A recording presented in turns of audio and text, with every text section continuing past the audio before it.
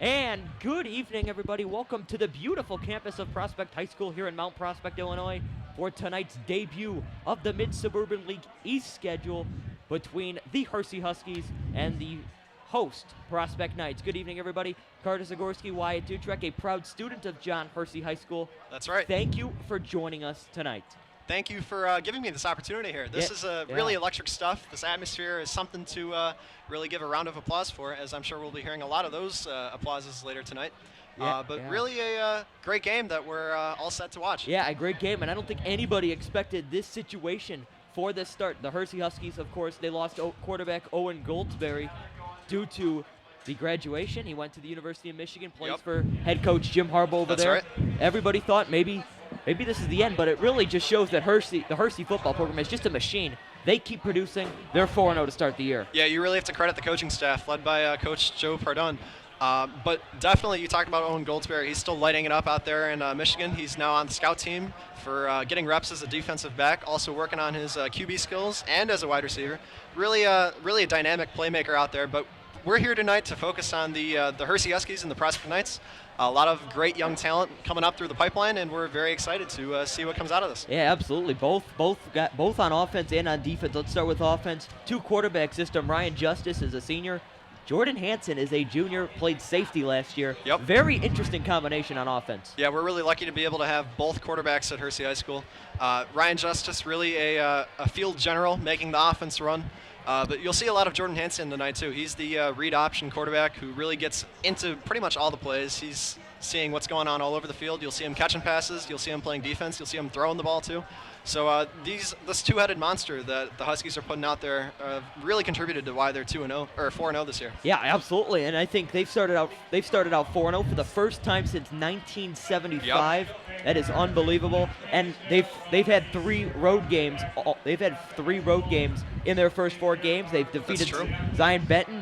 They went to Palatine High School to defeat Fremd. Went to Vernon Hills, and then they had their first home game with the debut of the color throw. That sounds very familiar from last week against Maine West. So they're a good football team. They've played some really good opponents. Yeah, that's right. And even if you look at Max Preps right now, they're the source for all your high school news if you live anywhere in America.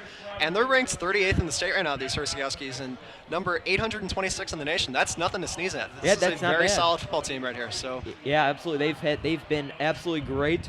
Last year they were 9-2, 5-0 in the conference. They also won the MSL East last year. They had a great season. Went to the playoffs, always fun. Absolutely. They defeated Rolling Meadows, a big rival. That game's coming up in a couple weeks for them. So that should be fun. That's going to be October 12th. That's going to be a road game, probably the toughest road game of the year for them. Yep. That'll decide the division for sure. Absolutely. So heading into the national anthem, what are going to be the keys tonight for Hersey? Well, key number 1 is that we need to lock down Prospect's offense in the first quarter. Now, this offense in the first quarter isn't exactly the fast start that I'm sure this Prospect Knights team is looking for. And as they've only averaged 1 point in their last 4 games in this first quarter. But if we can lock them down and keep that the theme consistent, as has been prevalent in the last 4 games, that will definitely boost this roster. Of course. And now we stand by for a performance from the wonderful Prospect Marching Knights. They will perform our national anthem. It is a gorgeous night for football, and it's a great night to start. I have 2 more keys. What do you want me to do? Yeah, go ahead. Yeah, you can bring it back. Yeah, you can. Yeah.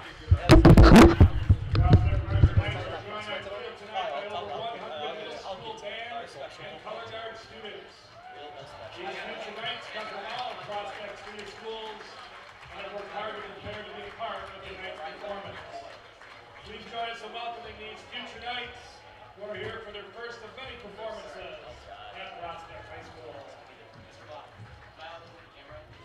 And now we can ask everyone to please rise. And please remove your hats. Thank you. You're so kind. As we honor America and those who protect it. football, but yeah. With our national anthem. Are you a big football fan? Yeah, NFL mostly, not so much like high school.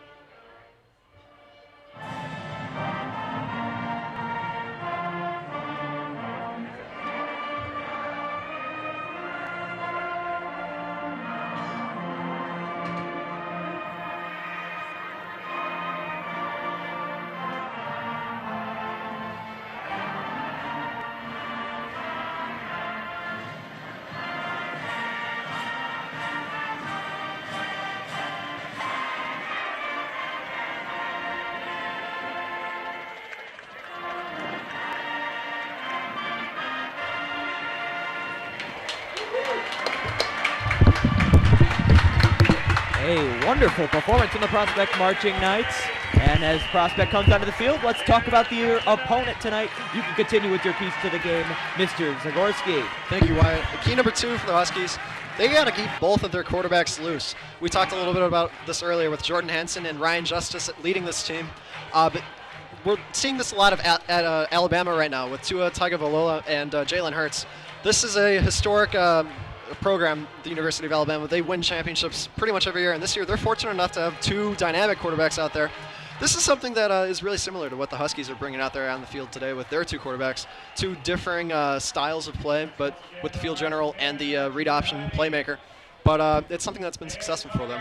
Key number 3 is that we have to be sure that we convert our field goals and PATs. This has been somewhat of a struggle with our sophomore kicker, Max McCall, but he's learning. He's getting into the groove. Yeah. And if we can convert all of our opportunities here, that's something that will really boost this football team for sure. Yeah, absolutely. And I think for Prospect, our offense is led by one quarterback. His name is Jimmy Martin. We've talked a lot about him the first couple weeks against Vince St. Viator and against Deerfield last week. First quarter scoring is going to be the biggest key of the night. This is a good Hersey defense, a defense that lost a lot last year, but it just feels like they have juniors that just keep making plays, and they're going to be very tough to stop as the Marching Knights get off of the field. We're just about ready to start tonight's game. It's just gorgeous outside, 62 degrees. Humidity's at 55%. It could not be more comfortable. With the wind, it's going to be a big factor tonight, 14 miles an hour. Absolutely nuts in terms of wind. Been a crazy. And now we head to the sideline for Ryan Barrich. Do we get to hear what he's saying or not?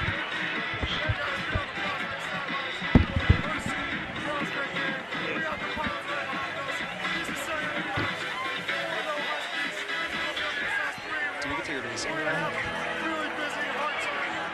Oh, what's this? Oh.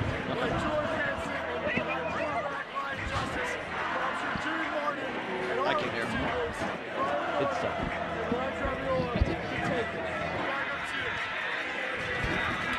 all right, Ryan, thank you very much. It is a truly beautiful night, and it looks like Prospect is going to be receiving the opening kickoff as Luke Zarzin and Noah Marks, the Swift Army knife for the Prospect football program. They're very fast people. So it'll be Prospect that receives the ball. They're going to need a good opening drive to start against this Hersey team that has not lost a game so far this year.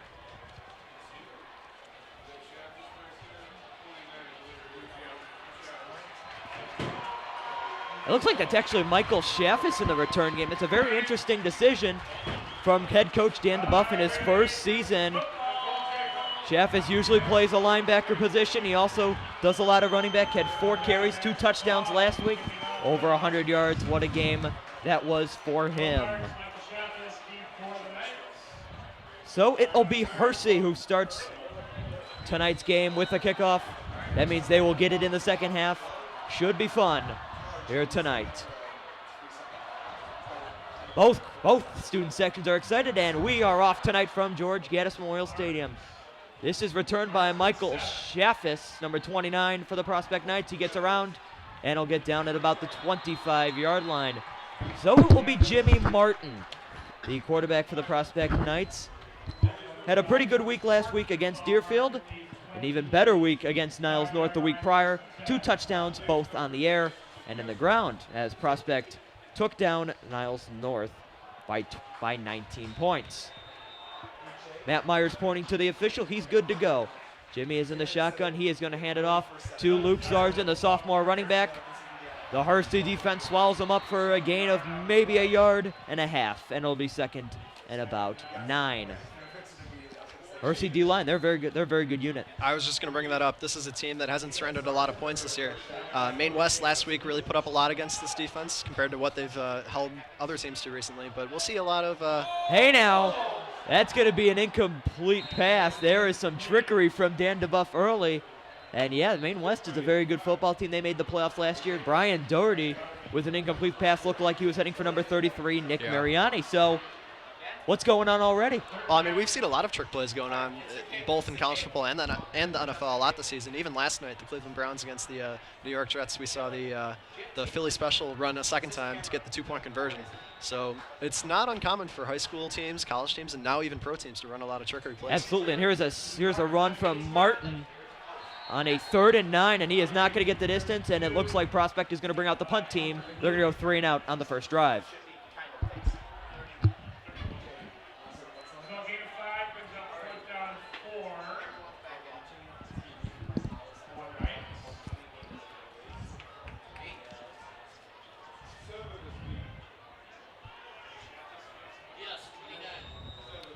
Michael Schaff is the punter as Brian Doherty heads onto the field. Rudkevich is back. Casper Rudkevich, the ghost. Very speedy wide receiver. He's a guy we're going to be talking about a lot this game. I think, yeah, received an offer from Illinois State. He is not going to even touch it, as it's going to get down at about the 37-yard line. And that is where Hersey and their dual threat quarterback system will take the field to start tonight's festivities. Yeah, we talked a lot about the departure of Owen Goldsberry, graduating last year to go play at Michigan. But really, even though he's leaving the helm, we've got 2 new guys we've talked a lot about already taking over. Really not that much of a downgrade in any way. No, yeah. It's always special when you can have 2 elite quarterbacks take the field. Yeah, they've played absolutely great so far this year. It's going to be very interesting to see what situation is Justice, who was in the shotgun to start their first drive, a 5-wide set first. So it looks like they're going to go in the air here on first down. They do, and that pass is completed. And that is going to be a gain of about 6. See who that is.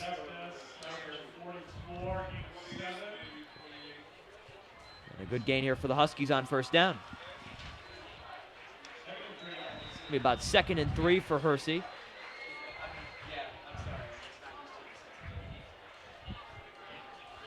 Justice in the shotgun. Another three wide to the left. See what they're going to do here on second down. See if they go to the air. They are not. They're going to go onto the ground. It's number 2, Jordan Hansen. He's taking some snaps as running back as well. Really a dynamic playmaker. I don't know how many more times we're going to say it throughout the rest of the broadcast, but he can pretty much do anything you want him to. Absolutely. We should start counting. We'll see how many times that appears. And he gets a first down. So let's see what Brock Collins' crew can do on defense on his Prospect Football Weekly. Attack, swarm. I think there was one more that I'm forgetting somewhere. And here is Hansen, and he is using that speed, and he's going to get past the Prospect defense. He is going to beat Michael Schaff as a touchdown for Hersey. What a start for the Hersey Huskies. Here tonight, they're up 6-0 with 9:27 remaining in the first quarter. Wow. Yep. Good start for Joe Pardun and Nick Lusso's crew on offense. There's that fast start, which all the other MSL East teams are wishing they could have. That Orange Crush section out there, the Hersey fans really lighting it up, really electric out there. They're loaded in the away team seats out there. So we'll see about this PAT here, key number 2 to the game. Absolutely. Quite a bit different than Deerfield last week, and that's a very high kick, and it's good. Showing some strength early, I love it. Yeah, that was a very high kick. That one looked like way over the flag posts. Even that whole drive, that was something else. Absolutely. You got to love it when you score early. Prospect 3 and out. Hersey comes right out of the gates, and they're scoring. Nice and early. Jordan Hansen, a big touchdown run there. So a good start for the Hersey Huskies. Let's see what Prospect can do on their second drive here in the first quarter. This is not what Dan DeBuff and staff were looking for here to start tonight's festivities. Yeah, if you're coaching the Prospect Knights right here, you've got to, you never want to be down in any situation, but this is one of those ways where you can see how your team responds to adversity. See how this group will respond. A group that's 3-1 in the season, has playoff aspirations, and this will be a good test to see how this Prospect Knights group will look right here. And speaking of playoffs, the Hersey Huskies can basically write their names into the brackets with a win tonight, so that could be very interesting. They'd go to 5-0 if they do. That would likely put them into the IHSA playoffs. We'll see. There could be there could be potentially 4 teams from the MSL East in the IHSA playoffs. Even though we got an early score early with There's a lot of Huskies game putting left. up 7-0, there is a lot of game left. Yeah. So we don't really want to get too far ahead of ourselves here. Yeah, Max McCall is going to kick it off after that extremely high extra point that was very good. And it looks like Chaffis and Marks are going to return it. Very interesting decisions from special teams coordinator Tim Beischer. They're switching it around here as a couple weeks ago. But yeah, you talked about how do they respond to adversity a couple weeks ago against St. Viator, the home opener. Very, very interesting game, both in terms of the fans' point of view and the players. Prospect came back and won that game 28-13. Marks is going to go around. He's got very good speed, but the Hersey defense is not going to allow it. Looks like that tackle was made by, looks like number 24. Anthony Carty, it looks like. Good tackle there on special teams. It's going to be a first down for Jimmy Martin and company as the Knights try to get something going here on offense with 9:19 remaining in the first quarter. Below the 20-yard line. Very interesting to see how they use their field position. Martin is in the shotgun. He's going to hand it to Zardzin, and this Hersey defense is not letting Luke Zardzin run. This might be a big key for Prospect as well tonight, passing the football down the field.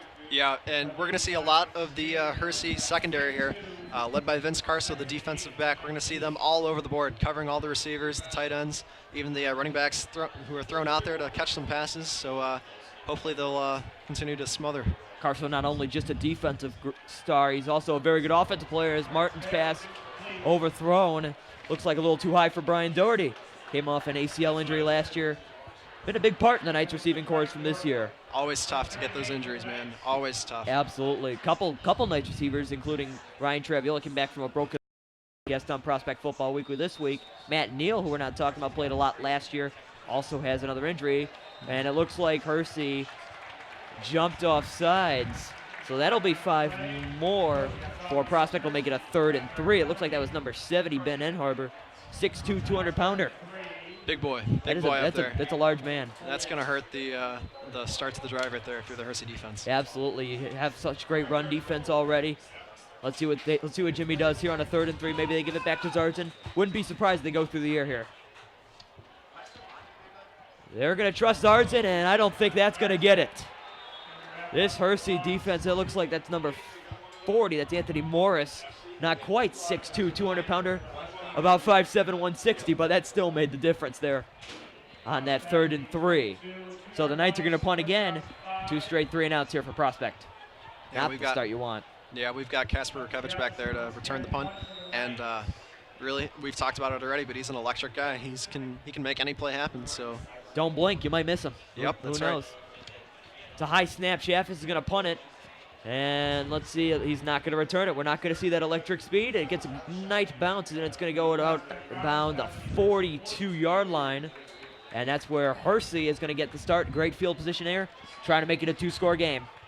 Yeah, if you're the Prospect offense, you've got to wish you can get 2 or 3 first downs before you can punt it away, because like you talked about already, that field position is really going to hurt their chances at stopping this Hersey offense the second time. Absolutely, it's already in this defense who has been on the field so much against that in the game against Hoffman Estates. It just felt like when I was seeing them, looks like why aren't you sitting down?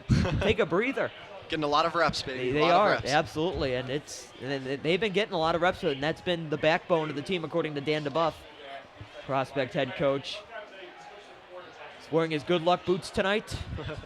31-6 in those boots. Lost the game to Hoffman Estates. His first regular season loss in those boots. And here is Hansen, and he is going around. It looks like there's going to be a flag, a couple of them.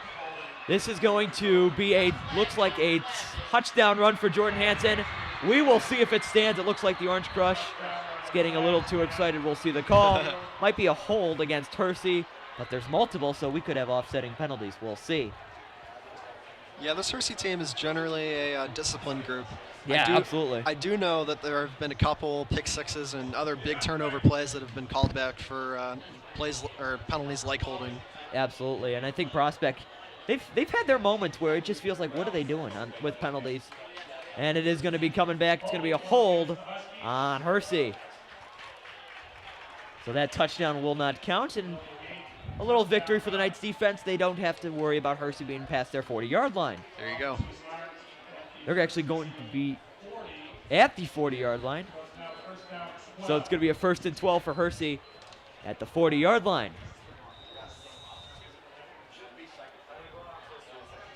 Let's see how Hersey responds from that penalty, their offense. And here is Hansen, and he is going to get maybe a yard or two, maybe even a little more. Good second effort there from Jordan Hansen. He gets about 5. So that was Vince Carso. Jack Hasmer on the tackle. Big difference between those 2s and those 2 zeros. My goodness. Yeah, it's kind of tough to read those numbers on the backs of the jerseys. They keep their jerseys wonderfully. The polish of the helmets, that is wonderful. Carso is in the backfield as Hansen is going to head out wide at the top of your screen. Let's see what Justice does here. It's going to be another flag, and I think the referees are going to blow it dead. Let's see what the call is this time. Yeah, it seems like Hersey's offense has just electric speed no matter where you look. Rakevich, Hansen, now Vince Carso, and what a game he had a couple weeks ago against Vernon Hills, where not only he had a rushing touchdown, but a pick 6 from 65 yards. Yep, and that wasn't his only one, as I talked about earlier. That penalty flag was thrown during one of those other pick 6s he had an opportunity for. So it's not on the stat sheet, but he's really all over the place. He's covering all of the field. So. Absolutely. Played a big role last year in that offense as well. There were so many big players last year in that offense now gone, but it just seems like they're just a machine. They just keep producing no matter who's out there for Joe Pardun. An offside penalty was called against Hersey. Not one you see very often, but that is the call. And a low snap. It's going to get past Ryan Justice. He's just going to lay on the ball. And that's going to be a big loss on the play. And that's going to be a big boost for the prospect defense right there. That's going to help them tremendously. Absolutely. Now this makes it a lot more tough for the Hersey offense. Let's see if they're going to maybe just try to get something going on the screen. We'll see. Should be a very interesting 3rd down here for Hersey. It is 3rd and 28 from the 24-yard line. That 1st down is all the way at the prospect 48-yard line. And we saw some of that prospect trickery early on their first drive of the game. Yeah. Could have been an opportunity there, but yeah, absolutely. There's the first time we've called Casper Radkevich's name. I'm sure we'll say that at least 20 times tonight, if we haven't already. Gain of 6. It's going to bring up a manageable 4th and 22 situation for Hersey. I think it's a manageable decision for Joe Pardun. Let's see what he does here. Maybe a little pooch kick from Ryan Justice. There we go. And there we go. That's a good punt.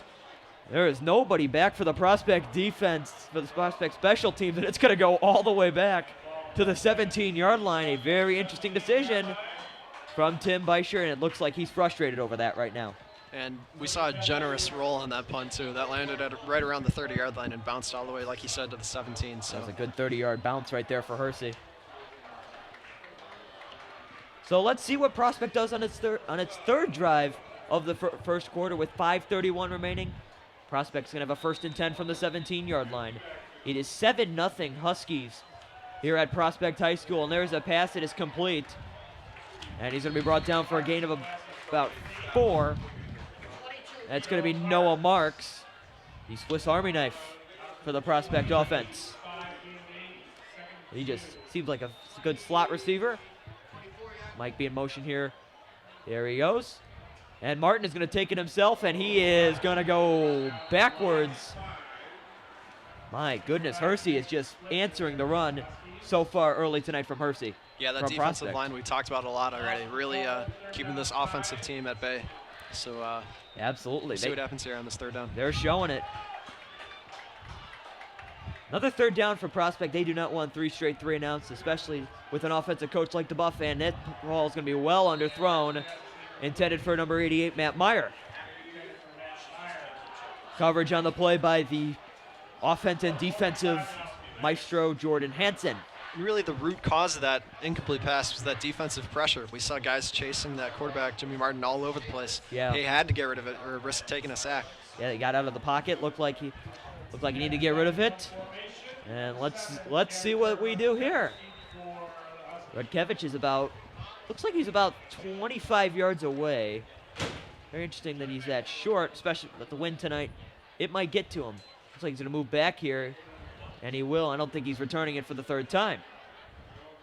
And Prospect is going to start at the, going to stop it at the 39-yard line. So once again, it seems like Hersey's getting the ball 39-yard line every time.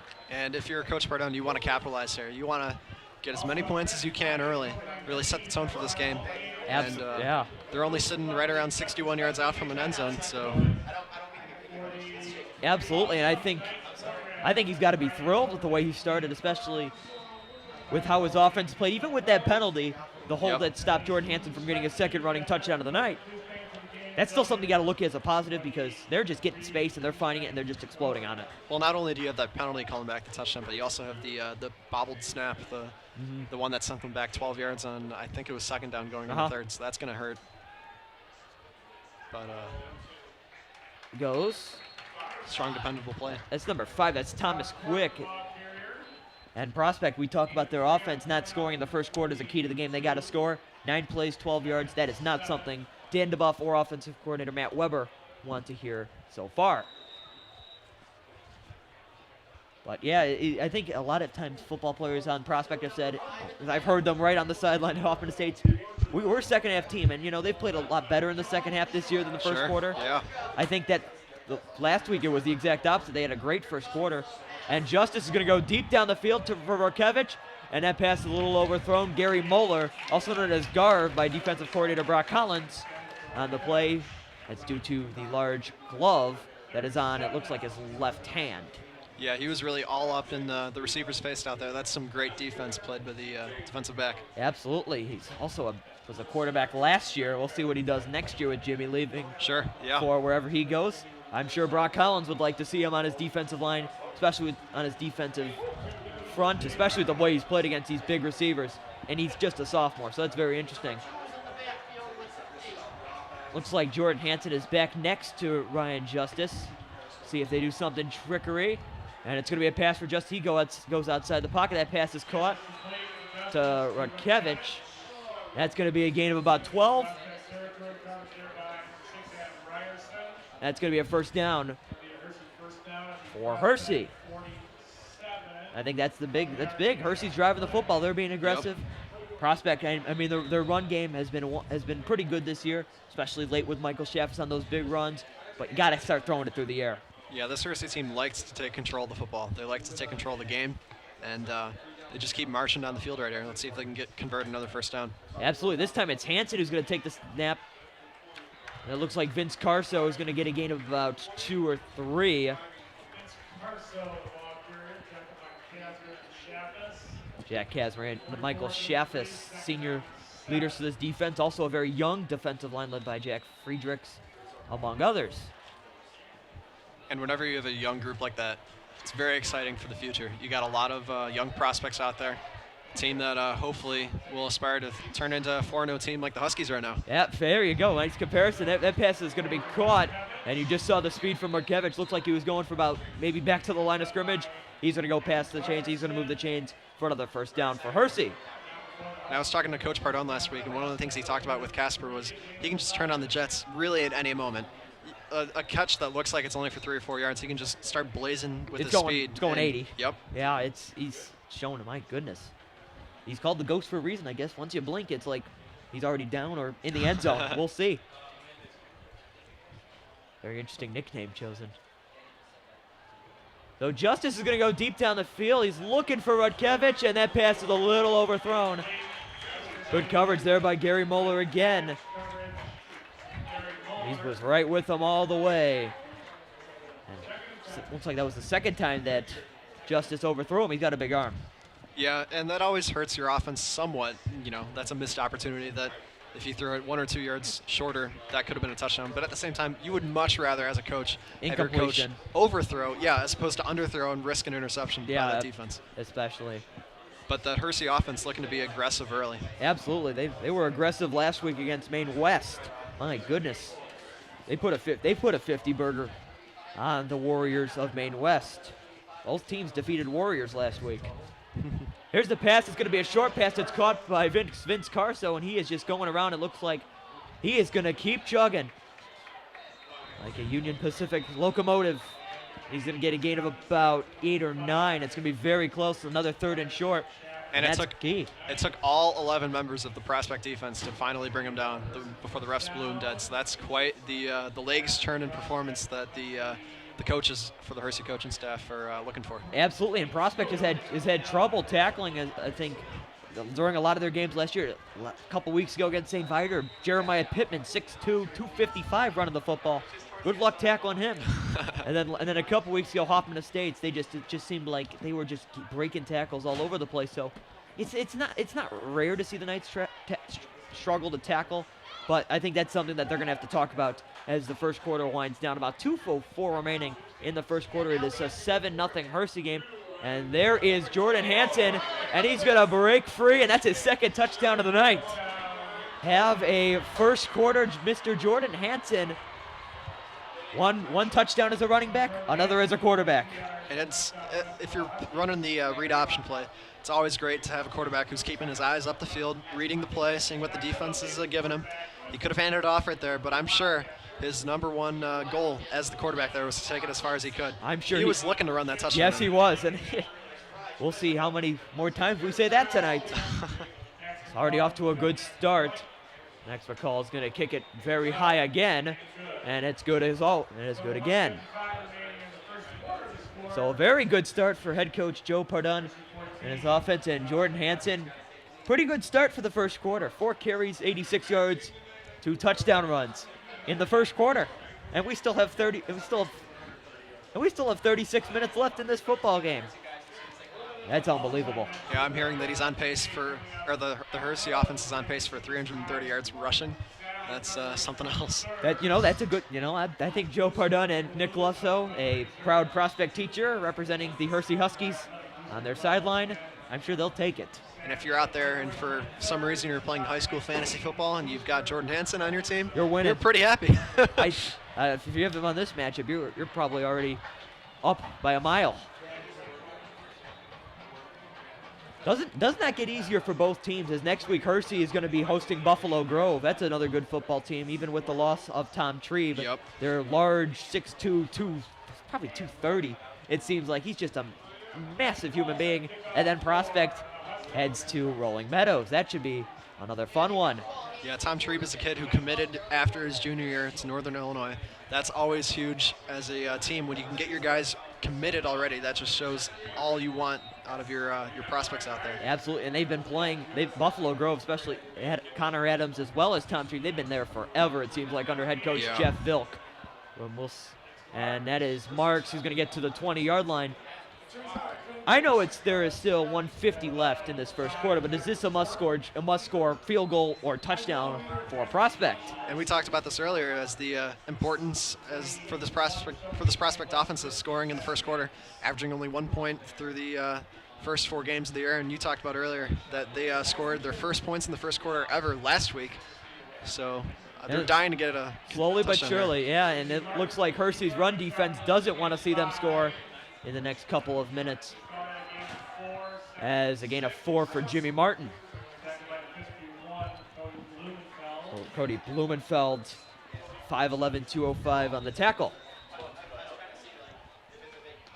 Yeah, Cody Blumenfeld is an imposing player. That's not a guy you want to face up against. He's an imposing person. Just look straight at him. It's like, my goodness. It's an intimidating man. Jimmy's going to throw here on and there's Martin. There is Matt Meyer, number 88. He's a big receiver, about 6'2", and he's definitely the receiver that tries to get the crowd hype, even though Prospect doesn't really have much to cheer about right now. Yeah, you're seeing the fruits of the verticals offense for the Huskies, really throwing it downfield, but you're they are seeing the pitfalls of the spread offense here by the Knights. And they're going to sneak it here. And let's see what this transpires into. It looks like he's going to be... This might be about a yard short. No, they're going to call it a first down. Maybe not. Maybe we're going to have a measurement. It looks like the referee is going to mark it a first down. It doesn't seem like the chain gate is moving right now. We'll see. Yeah, I'm surprised they haven't called that out yet to measure with the chains. maybe check it out. Now there's time out of the field. Clock has stopped, yeah. Yeah. I think we're going to get him moving. We are going to have a measurement after all, so we get to meet our chain gang for the first time tonight. There we go.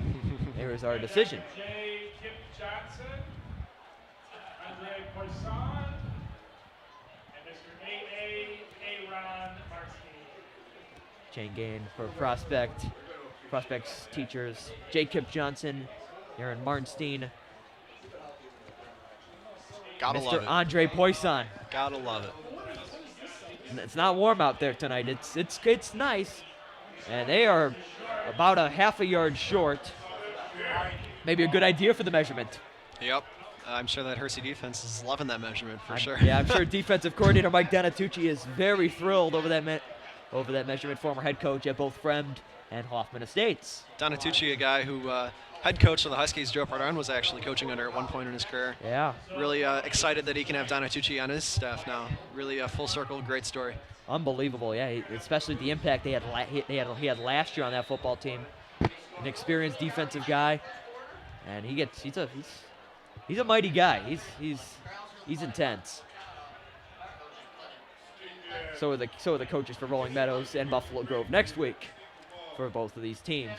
Jimmy trying to run the hard count. Let's see if they're going to get off a play. Do not think they are. And it looks like Dan DeBuff will use his first timeout of the first quarter. So a 4th and 1. It looks like they're going to bring out the punt unit. And Chaffis is going to come out once again. This is, I think, something that Matt Weber and Dan DeBuff, they got to talk about. They got to get something going on offense. Yeah, whereas if you're the Hersey offensive coordinator, you're thrilled right now, really putting all the keys together that they can do. And key number 1 of this game, as I talked about earlier, shutting down this prospect offense. That has been successful. Yeah. Key number 2, keeping both quarterbacks loose. We've seen both a lot of justice action and a lot of Jordan Hansen all over the place. Key number 3, both PATs going through the uprights right there, so they're really turning and going full speed ahead right now. They're checking off everything for. I think if you're Joe Pardon, I think you're not just thrilled, you're ecstatic. But yet again, we're only almost done at the first quarter here. A lot of football left. Absolutely. Just about 12 and a 3/10 of a second left in the first quarter. It is 14-0 in favor of John Hersey High School. Schaff is going to punt. This is straight up into the air. Be careful if you're Hersey. And that is going to be a very favorable spot for the Hersey Huskies. Not the punt you were looking for. And a lot of groans in this booth up here. I think there's a lot of groans in this area. Of course, we're right by the prospect. You can see the very colorful neon display shown by the Orange Crush. They're not groaning. I wouldn't either. I'd like to thank our sponsors for tonight's game, Buffalo Wild Wings in Mount Prospect. I'm sure you'll see many of the many colorful displays of the student sections at Buffalo Wild Wings after the game, and also Outback Steakhouse. Stay tuned for the Outback Player of the Game later on tonight. So it is Justice. This pass is complete. Oh, it's trickery. And that pass is going to be caught. And it's a touchdown for Hersey. And there's a prospect member on the field. It's down. I don't think he can just believe what happened, what he just saw. So some trickery from Dan DeBuff earlier. Trickery for Joe Pardon. Ooh, we've got there's someone down. We've got prospect players waving for medical attention. Yeah, this is not good. It was a very quick wave, so let's see who's down. Hopefully everyone's okay. It's 20-0 already for Hersey. That is their 3rd touchdown of this quarter. Pretty good start. Yeah, and hopefully this injury turns out to be okay. Never something you want to see as you're watching any high school football game. Especially in the middle of this stretch for Prospect where they're facing teams that are combined 11-1. And Dan DeBuff is now going to head out and check on his injured player. We hope all the best, of course. Let's see who that is. And injuries are just so key. I didn't see what happened. Did you see what happened? I think he was just on the ground. It looked like he just landed face first, and we just better hope he's okay. He's moving. Just see him get off the field. Hersey's not. They are not They're not slowing down. They're just going right at the Prospect defense. Yeah, they're really going full steam ahead. This is good to see. It's number 6, that's Adam Ryerson. Had an interception in the game against St. Viator that clinched the contest. Let's hope he's okay. It looks like he's limping. It looks like he's having struggle putting pressure on his left leg. Not good to see. A very important part of the defense this year. Played both quarterback and wide receiver last year. So let's hope he's okay. And it's going to be Max McCall is going to attempt the extra point for Hersey. So Jordan Hansen has 3 touchdowns. Yep. Very interesting. And he's gotten them he's gotten them from all 3 different ways. Yeah. He's been a quarterback that ran, he's been a running back that also ran, and a quarterback that threw. Actually, a receiver that threw. So we'll see if he gets one. And that kick is blocked. And that is I think that's the 3rd straight week a Prospect special team blocked an extra point or a field goal. So that's going to get Tim Beischer up, and that's going to be the end of the first quarter. So far, it has been a one-sided affair between Hersey and Prospect, 20-0.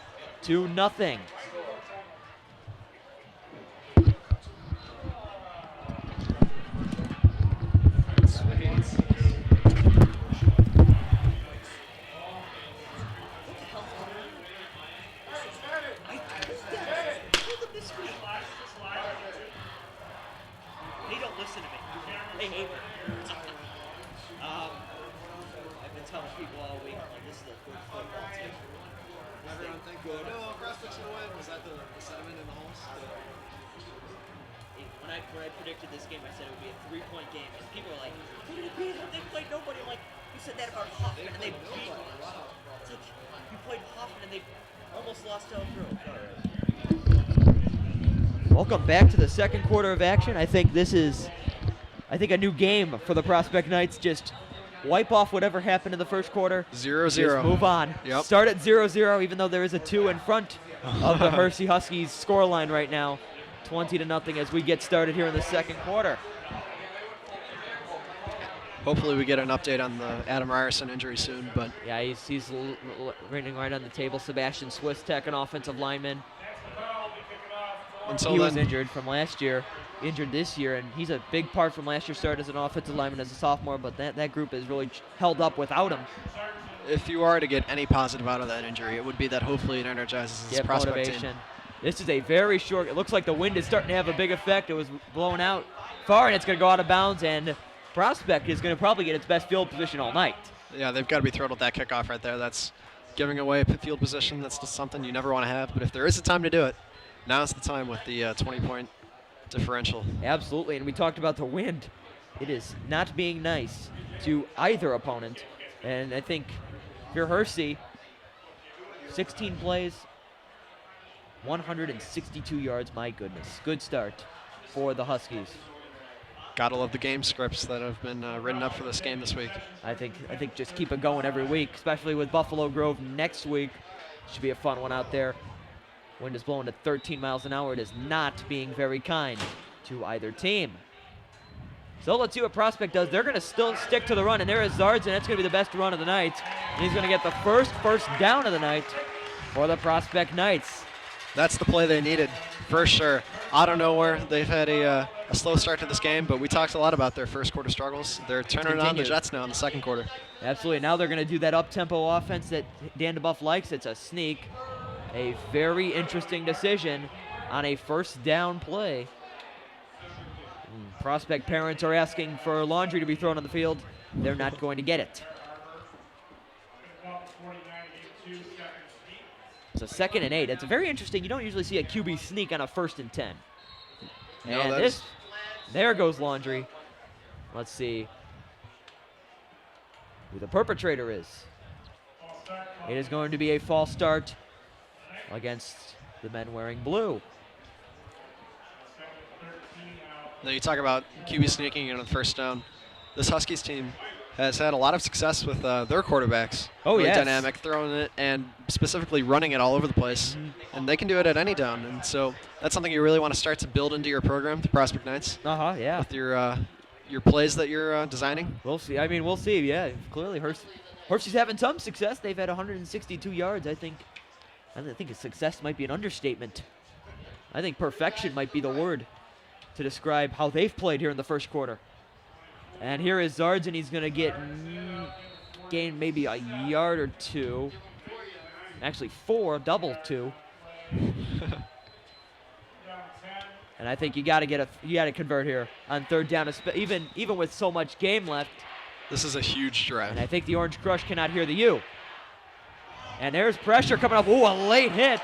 And Martin slow to get up, and the pass is caught by Luke Zardzin. Jimmy got rocked on the play.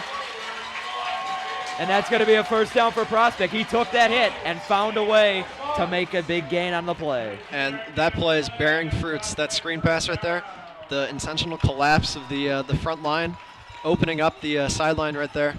And gotta love the successful play calling. There you go, absolutely. And here's a pass caught by Doherty, and it doesn't look like he's going to get much further than that. Tackle made by number 25, Anthony Carty. Well, that's the play to look up at. And Prospect is trying to get into field goal range for Prospector. Proud member Anthony Santangelo. When you're one first down away from the red zone, you gotta love your field position. Got to convert here, and I think Jimmy might have gotten pretty close. He's going to get maybe about a yard or two away from the first down marker with 10-12 remaining in the second quarter. It is 20-0 Huskies on a trio of touchdowns from, I don't know what we call him, just like I don't think he has a nickname yet. All-star player, he does everything. Jordan Hansen, my goodness. We'll just call him Stud from now on. How about that? There you go. That's the stud. Nice and short.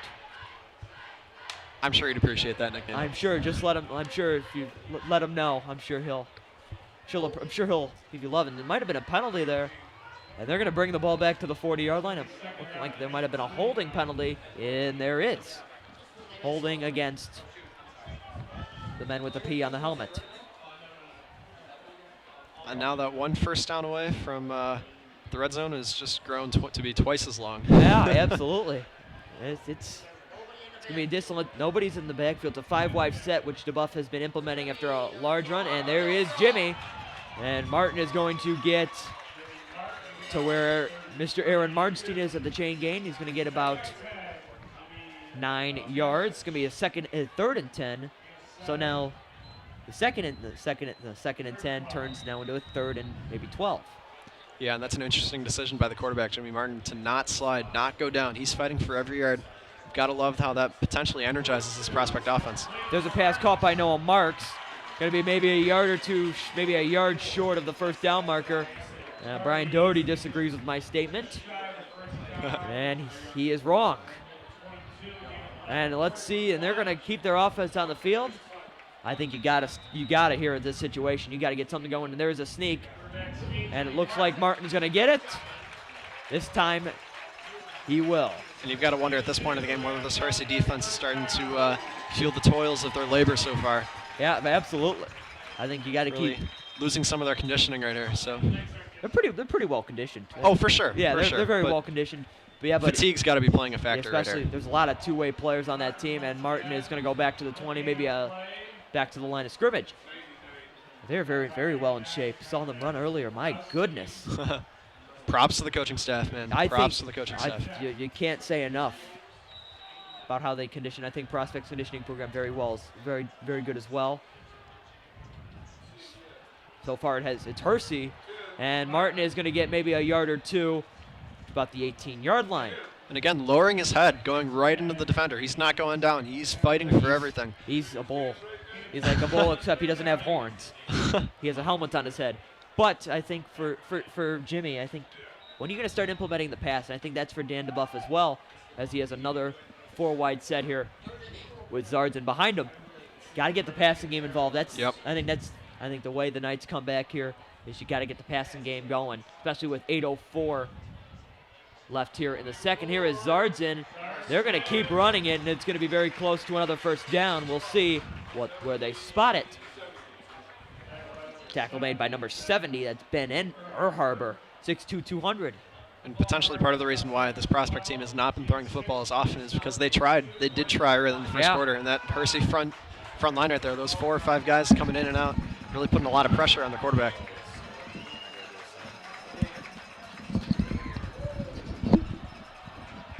Yeah, and I think this is the Prospects going to keep their offense on the field here on a 4th and 1. Jimmy's trying to get the Huskies to move a little past the line, and Dan DeBuff wants to talk it over. So second timeout used in the half. They got one left. Joe Pardon, I don't think, has needed a timeout so far tonight.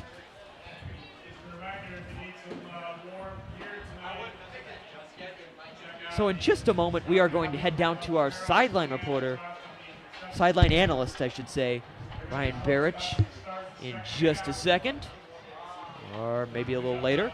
I know, I'm excited to see what he's got. I am too. I mean, so far there's a lot to say, but just on one side of the football. Just for one uniform color. And again, it ain't over yet. It ain't over yet. You never know. It is not. Can't count them out. And we are now going to go down to our sideline analyst, Ryan Barrich. Ryan.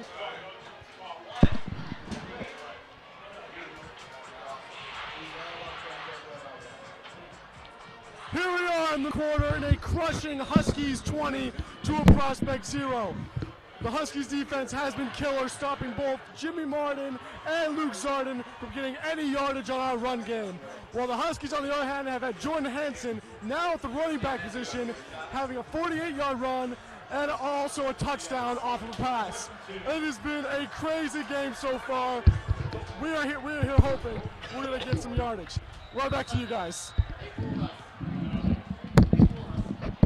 Ryan, thank you. I think you just said that perfectly, because it has been trickery.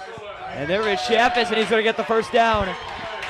I think trickery is going to be a big focus between these two teams. Maybe who is more creative might determine the outcome of this football game. And again, you can't count them out. There you see it right there. 4th down, they get that conversion. Now they're 1st and goal. I think that's their second 4th down conversion on this drive. And there is a handoff, and that's going to be a touchdown for, it seems like, the touchdown machine that is Michael Chaffis. He's going to put Prospect on the board. And put the 6 points. That is a big touchdown drive for the Knights. And that just energized the entire Prospect team. Everyone on the sidelines going crazy, very excited to get their first points up on the board. Absolutely, and just think about this. Hersey's going to get the football to start the second half. That is true. That is true. You got to love that planning out by the coaches. Taking the... I think they'll take... Whatever it'll take. It could be a 13-point game, as Prospector proud sports editor Tony Santangelo will attempt to kick the field goal. And the hold is down. The kick is up, and it is perfection. So a good drive for the Prospect Knights, and they will add 7 points onto the board. I'll tell you, man, I love these MSL East games. These are always fun, very engaging. Both teams really putting pressure on each other. It is competitive. Yes, it's a 2-score game, 2-possession game right now. Doesn't matter. It does not matter. That Prospect offense just drove right down the field, full steams ahead, and put the ball through the end zone right there. Just asked Deerfield last week for the Prospect Knights. It seemed like nothing was going their way in the first half. They got going 2 passes from Ryan Nagelback to Alexander Cohen. It just seemed like they just found something, and they made it work. They scored, I think it was like 14 unanswered points. Impressive. Even though they did fall in the game. But yeah, quite a bit of a different atmosphere compared to Deerfield, even though you do have to take an interstate to get here from Deerfield. So it has been a very exciting game, especially with these two teams playing very difficult opponents next week. It is Santangelo who has put the football on the team. Surprised it has not fallen off with the wind here tonight. Also stay tuned for a sideline interview with head coach Dan DeBuff. Should be very, very interesting what he has to say. Usually a very upfront guy. We'll see how excited he is. This is going to be a return from Vince Carso. And he's going to get to about the 30-yard line. 7:01 remaining in the second quarter. And this could be a big drive here for the Hersey offense, trying to make it back to a 3-score game. Definitely. They'd love to take advantage of the 7 minutes left on the clock here. Put the ball into the end zone, put a kick through the uprights, or maybe even go for 2 if they score again. That'd Absolutely. be an interesting decision by head coach Joe Pardon. I think it is, and yeah, it just seems like every year, no matter who he has, it just seems like they're always going to be good. I think that gives a lot of credit to Coach Joe Pardon. Well, it's easy to say that recently, Absolutely. as recent high schoolers, but A lot of success, and there is a catch. That's number 80. That's number 85. That's Nick Stager. And that last prospect drive, 14 plays, 65 yards, 4 minutes and 53 seconds. Quick up-tempo drives is what Dan DeBuff is looking for. gotta love the no-huddle offense. That's always Yes, you a do. big factor in any level of any game. Pretty much started by Chip Kelly out in Oregon, now coaching at UCLA. Yeah, absolutely. He'll get to return to Autzen Stadium in a couple weeks. Should be a fun one there. Definitely. And there is Adam Mecke, who is going to say hello to number 5, Tommy Quirk. And he was just swallowed up. Couldn't go anywhere. That prospect defensive line really imposing themselves on Tommy Quirk right there. Yeah, I think he gave him a pretty good greeting. And now it's going to be about a third. It looks like 3 from the 38-yard line. Hersey trying to extend their lead into a 3-score game. Y2 Carter Zagorski from George Gaddis Memorial Stadium here in beautiful Mount Prospect, Illinois. These schools are not separated by far. And there is Jordan Hansen. This is going to be close. I think they're going to give him the benefit of the doubt, and they are. That's a big first down. Keep the clock going. Keep those legs churning, baby. There you go. And they are going to give it to him.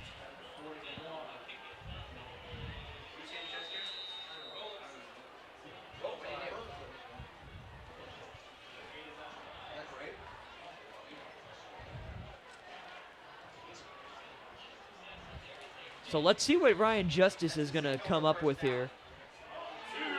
Actually, that's Jordan Hansen, excuse me. Seems like we can't find him. He's just either in the end zone or he's on the sideline. And he, again, just like that previous play, Tommy Quirk just got swallowed up again by that prospect defense. It's for, I don't know what it is, but this prospect team really energized here in the second quarter. Absolutely. I think they have to be. If they have any chance of coming back into this game, they got to be optimistic. You got to wonder if that injury to Adam Ryerson really was the silver lining that they needed, really pushed this team, motivated them to play for a cause. And yeah, you just got a high five from offensive line coach, special teams coach Tim Beischer. You got to hope for the best for this kid. Absolutely. He's a very vocal leader, and he's just a junior on the varsity team last year. There is Kasper Rudkevich. My goodness, he is fast. Yep. You got to love it. You got to love the natural ability as well as the hard work ethic Absolutely. that this kid brings to the game. He's not one of those overpowering guys with height. He is not a big human being, but it just seems like with his speed, it looks like he's 6'5". Plays with a chip on his shoulder. He will, like we talked about a lot earlier, turn on the Jets really at any second. So another example of it right there. I wonder if he could outrace a 747. We'll see. It's My possible. money's on the plane, but I don't know. You just never know. Takes it a while for it to get going, but doesn't take him too long. Justice is gonna, he's gonna actually throw it deep down the field. He's got a man beat, and that pass looks like a little underthrown. Looked like for 19, Caleb Havel. Coverage there for number 8, Gage Bayer. And that's a kid right there, underclassman. I'm pretty sure he's a junior. He is. That's a kid who's looking to fill Kasper Rudkevich's shoes next year when he graduates. And who knows? We'll probably see Kasper play somewhere D1 next year. I think so too. Yeah, and Heffel's a big guy. He's not like this short. He's not as short as Rudkevich, but he's a big guy. But he's got really good speed as well. Almost beat him there. And there's a handoff, and Tommy Quirk is going to feel the tackle of at least 4 prospect members of that defense. Big third down here, 3:51 and counting here in the second quarter. Prospect only has 1 timeout left, so very interesting to see how they will use it the rest of tonight's game.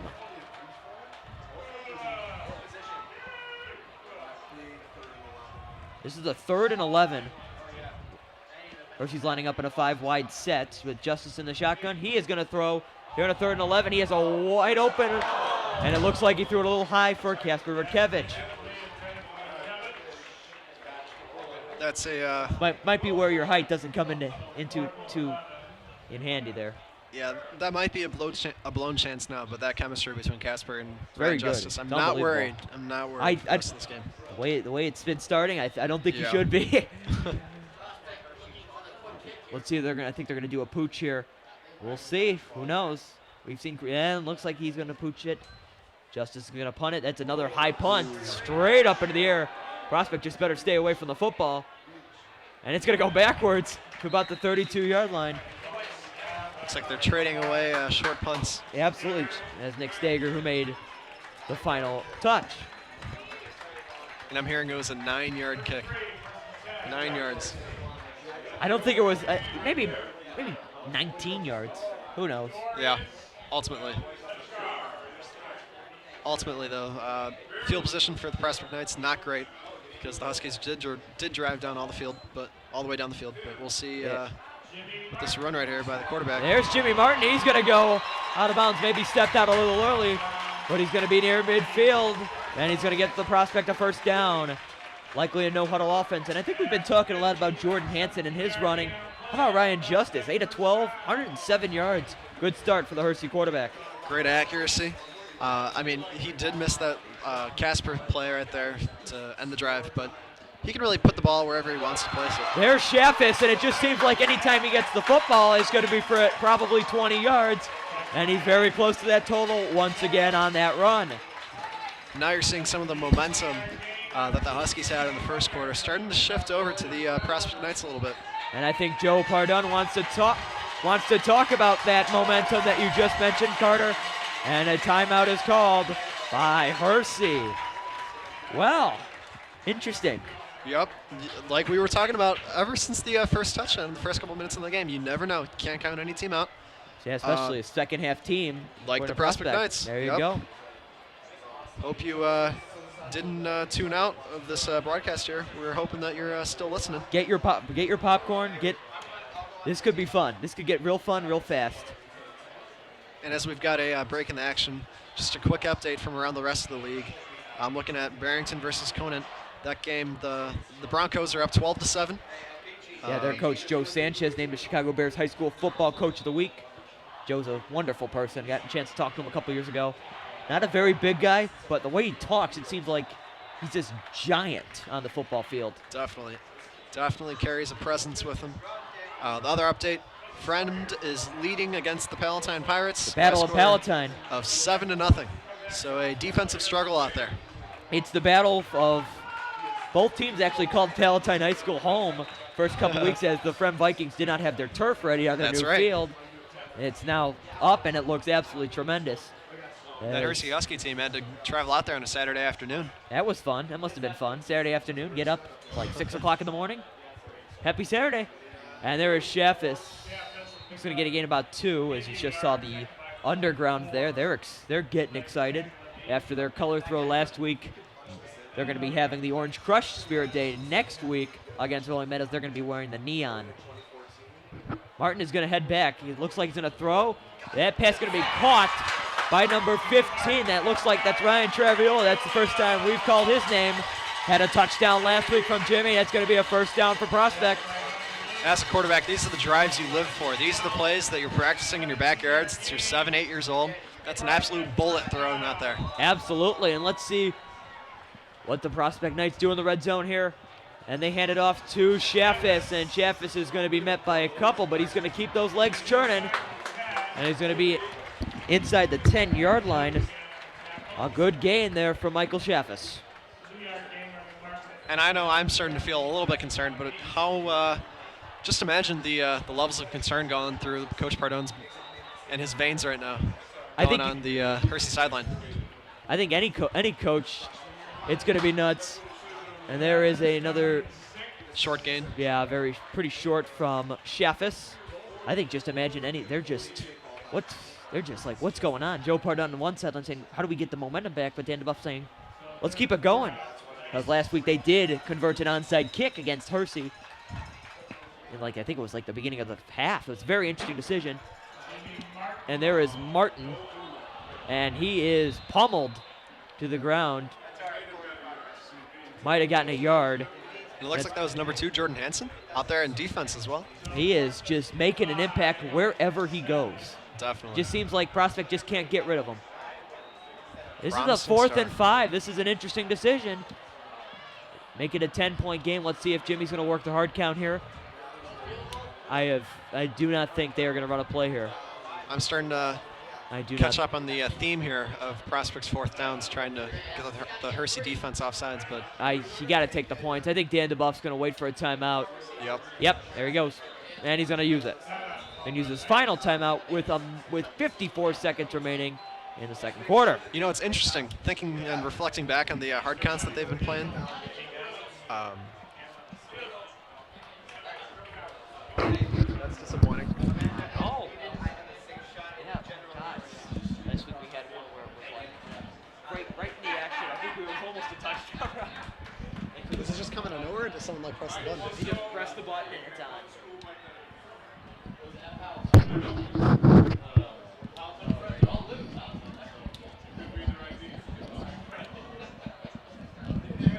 Alrighty, yeah.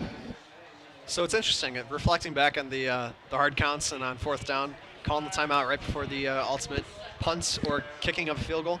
That's really setting this Prospect offense up for later in the game, potentially pulling a fast one, and instead of actually waiting to call timeout, running a play and catching the Hersey defense off guard. So it is going to be Prospector sports editor Tony Santangelo's on to attempt what looks like a very chip shot field goal. The holder is number 5. The holder is actually number 15, Ryan Traviola. Very interesting to see a wide receiver hold.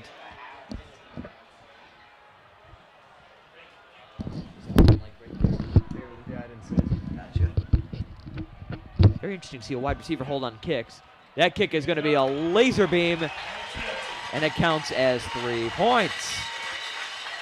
So Prospect they have scored 10 unanswered, and they have cut the Hersey lead in half. And I'll tell you what, early in the season, week 1, the Huskies are playing at Zion Benton. That must have been a fun drive. It's a close game at halftime. There's 0.1 seconds left in the first half. Big play. I'm pretty sure it was Vince Carso going for the long touchdown, putting the Huskies up even more at halftime. So you never know. Even though there's 50 seconds left in this game, they could come up with something electric. They've been practicing all week, all season pretty much, since the summer months. So they designed plays for these scenarios with 50 seconds left in the game. Yeah, 25-yard touchdown pass from Ryan Justice to Kasper Berkevich. On a 25-yard, that made it 21-10 in that Zion Benton game, which is a long drive there. 50-some minutes to get there. So that must have been fun for the Huskies to start on the road after they opened last year at home against Zion Benton. We will see. Maybe the memo in the press boxes, we'll see if there's an onside kick. And Tim Beischer's given the sign. I think he wants to go all the way. We'll see. Yep. That's Vince Carso. And there he goes. And he's going to get past a couple Prospect defenders. That's going to be a big return, and that could be a lot more. And he is going to cross the goal line easily. No flags. A Hersey touchdown. Not well. You mentioned 0.1. I think 54 seconds. I think they'll take that as well. No need to go up the sleeve to pull anything out. They just return it all the way instead. That's makes it a whole lot easier for the coaching staff. And just think about it. They're going to get the football to start the second half. Yep. That is a scary sight for the Prospect defense.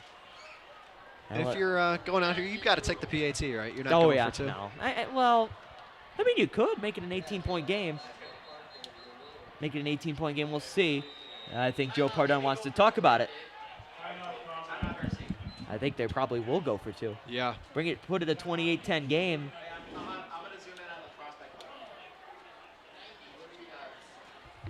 That is a 93-yard return for Mr. Vince Carso.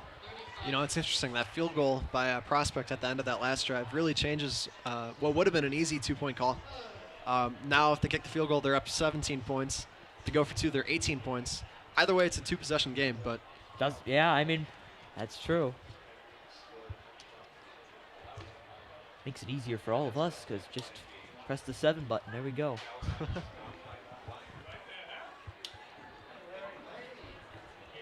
And it looks like they're going to keep their decision, and they're going to make it a 17-point football game. And now Conant has taken a 14-12 lead over Barrington. Interesting. We've heard a lot about that. Conan quarterback, really a stud. Yes, he is. We will not see him this year, potentially next year. And there is a yellow marker on the field. It's going to be a false start. It's going to make it a little more difficult for the kicker, Max McCall.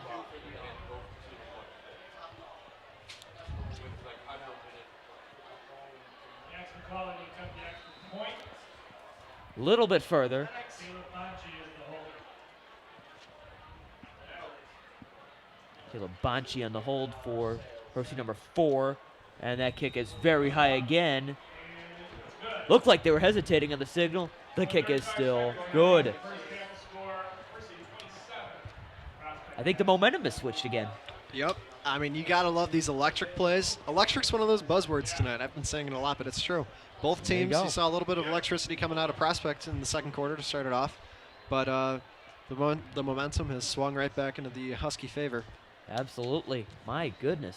Makes that cushion feel a little better at halftime than the 10-point lead they would have had just a couple seconds ago. I think if you're Joe Pardun, you're jumping right now. He is probably very, very excited with how his team has played on all facets of the ball. They've played a complete game, both on offense, defense, and special teams. But it looks like Vince Carso now has the full trio of touchdowns. He scored one as an offensive player and a defense player. Now he has a kickoff return. Gotta love it. You gotta love it. I don't know what else to say, but It's you just laughable. It's laughable. it's unbelievable. But he's a very talented kid. And we talked about earlier that this Huskies program hasn't gone 4-0 since 1975. Be interesting to see how far they can go and keep up this undefeated record. And it's a little squib kick. And return Owen. Prospect's got to hold on to the football. And this could be very, very costly. And I think Hersey's going to get the football back with 30.8 remaining. That could be, and they do have the football. That is a huge blow to the Prospect special teams. And now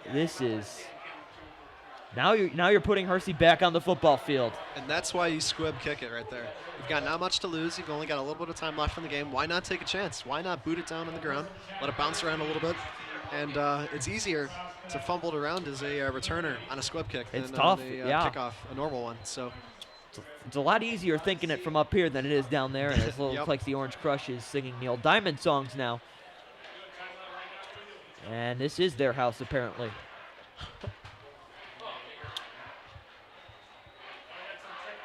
all right, we've got Kasper Rukevich out in the slot. Let's see what's going on out there. Let's see if maybe they ask him to go deep here.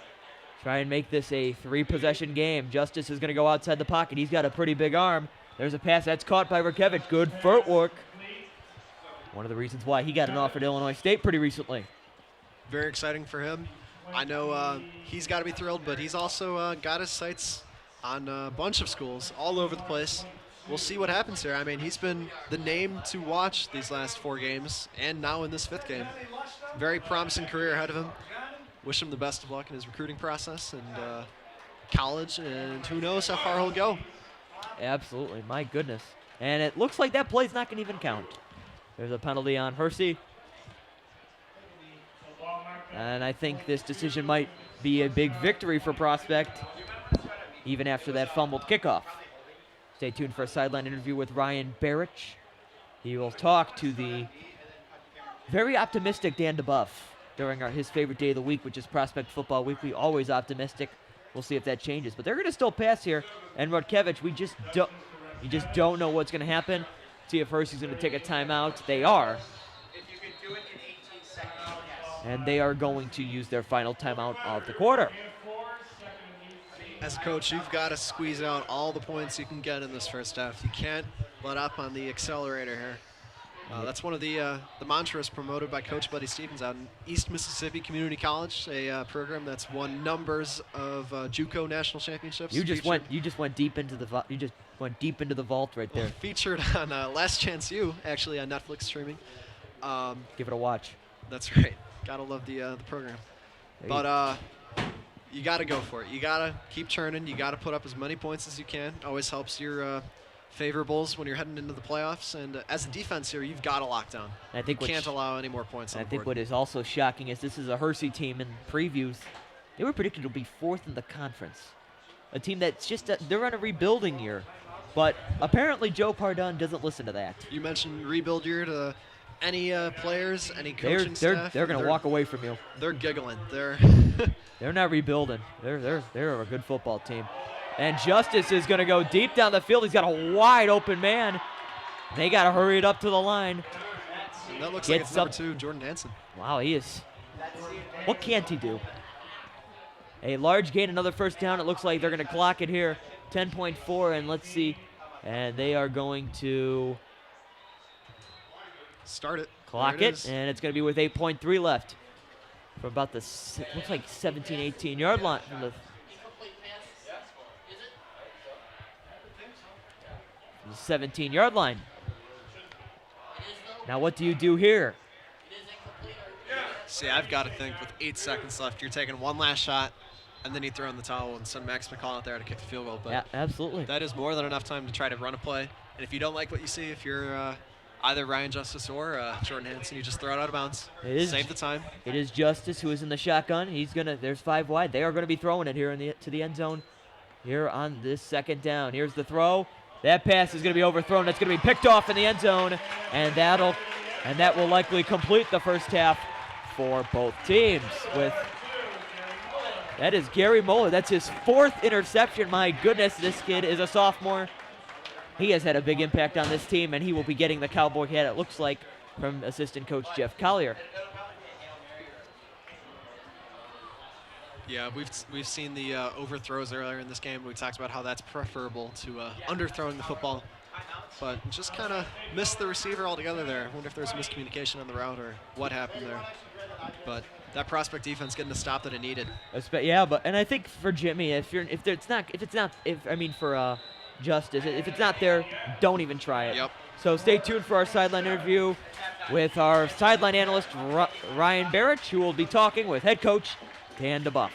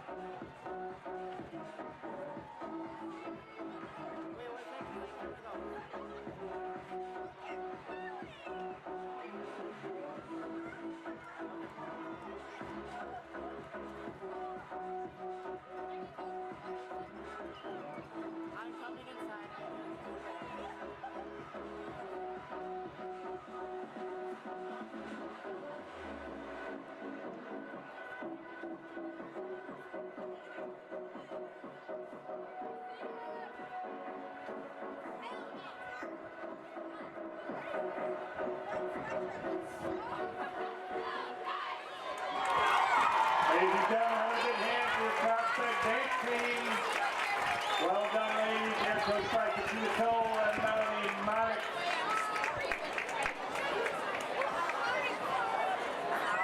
And next up, we got the prospect varsity Knights under the direction of Chris Barnum.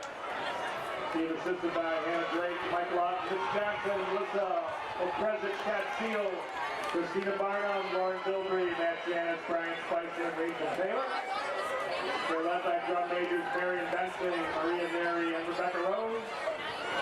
Soloists for tonight include Rachel Bonfa, Mike DeLeo, Evan DeRico, Vince Cariotti, and Sylvia Archevsky, Victoria Fort, Tim Petty, Luke Ferrero, Alicia Giroux, Alyssa Giroux, Claire Lundblad, Mark Burrell, Angie Romanelli, Jason Miner, and Noah Prasad. This team is available to be performing its 2018 production, La Vie and Rose.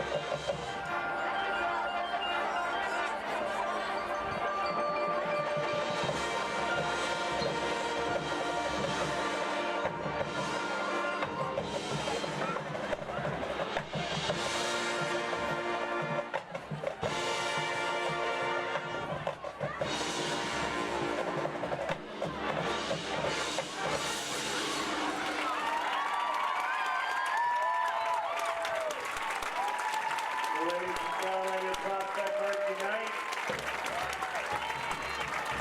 They started their competitive season at the Lake Park Rancher Scouts in Roseau on Saturday, September 8th. The PMK placed first in class 3A in preliminary competition and was named grand champion following their final performance. The band travels to Benedictine University tomorrow to compete in the NCHS.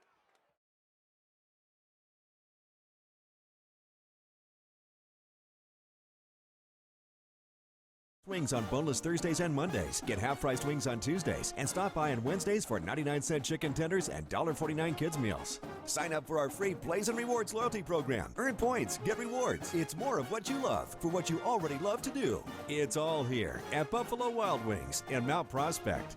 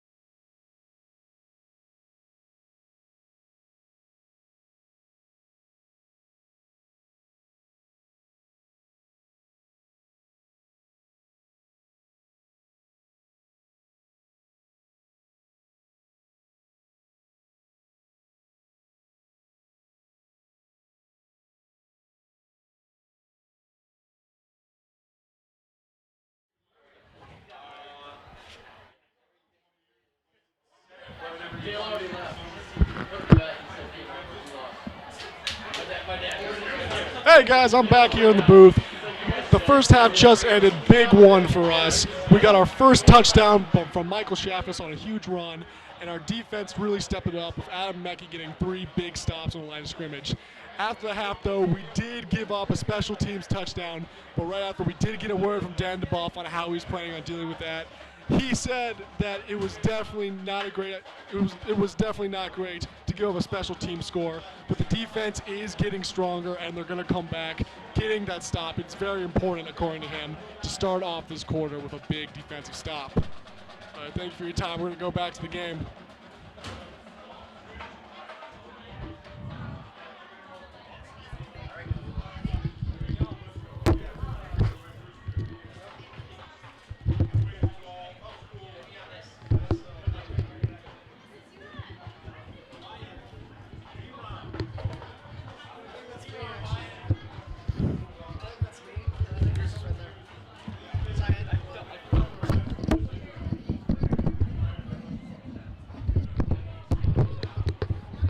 Do you know where to get the link? And welcome back Oh, we're on. to beautiful George Gaddis Memorial Stadium for the second half. We still got about 3 more minutes before any kick is off the tee, as there is a flurry of lights in the Hersey section. The underground is trying to get something going, but I don't think they're having as much fun as whatever that is over there that is lighting up Kensington Street. Yeah, props to the Hersey Orange Crush leaders, Jake Lavin and Jacob or Kuba Kluszewski, taking over the reins from the graduated Christian Rodriguez, now playing baseball at University of Chicago. Christian still comes back to watch a bunch of the football games and joins in the Orange Crush. But the fan participation over on the Orange Crush is really something that opposing teams have congratulating our coaching staff on a lot this year. Yeah, not a lot of orange.